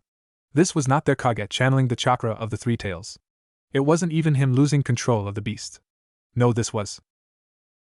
The demon is free, one of the Jonin said in fear. The village will be wiped out. Get a hold of yourself, May snapped. Ao, rally our forces. Free prisoners, I don't care. We have bigger problems now than who should lead our village. Zabuza only lifted his foot off the ground by a hair when a well-manicured hand fell on his shoulder. Thank you for volunteering to lead the charge, Zabuza. Naruto ran to the shore but went no further. What was the use in charging out into what could only be his death? Arrogant mortals! You think you can contain me? I'll sink your island into the bottom of the sea. Isabu planted his feet and lowered his head. Wisps of dark chakra began gathering in front of his open mouth, forming a ball that only got bigger and bigger every second. Without hesitation, Naruto popped 4 more of his meditating clones at once. Then the attack was released. Kage Bunshin no Jutsu. Hundreds upon hundreds of Sage Mode clones appeared in a line, each visibly glowing with chakra as the attack came closer. They all brought their hands up. Then the first clone tried to catch it. The Baijidama tore through the clone like it wasn't even there, destroying it and the immediate area in a flash. Such was the fate of the next 100 Sage clones gone a second later. As he pushed to create even more, now 2 clones trying at a time, the attack simply would not break. And yet, the attack was losing momentum. Each clone destroyed bled a little bit off the attack speed, each able to stall it for a moment longer than the last until finally there was only one Naruto left. Unlike the clones, he didn't vanish in a flash of light, but instead was pushed back, feet digging lines into the ground as his chakra only barely kept him upright. The mountainous terrain that was once so far from the shore was getting alarmingly close. The village was only on the other side. With a massive heave he repelled the ball, rebounding it along the coast where it ripped a trench a kilometer long in the shore before detonating much further out in the bay. There was a moment of silence, then the shockwave hit him, knocking him over with little effort. Naruto barely had the energy to stand, let alone use chakra. His hands were a mess, but Kurama's chakra was already well on its way to healing them. A laugh escaped him as he realized what an insane thing he'd just done. With everything he'd been through in his previous life, that was subtly saying something. It was then that Naruto noticed something off. The ocean was much higher than it had any right to be. Higher and higher it rose until it towered over the immediate area by at least 100 feet. Of course that caused a tsunami, lucky me. Naruto couldn't help but let out a rueful smile as the water approached. He was literally doing this for a couple of people he barely knew, who didn't know him at all. If things went to plan, they'd never know. There were so many more who he wanted to help, who he needed to help, but chose to risk his life like this here. This made him outrageously stupid, didn't it? But they were the first people he'd wanted to help. The first people he'd really felt sad for losing. And so here he was. Surprisingly, Kurama was silent.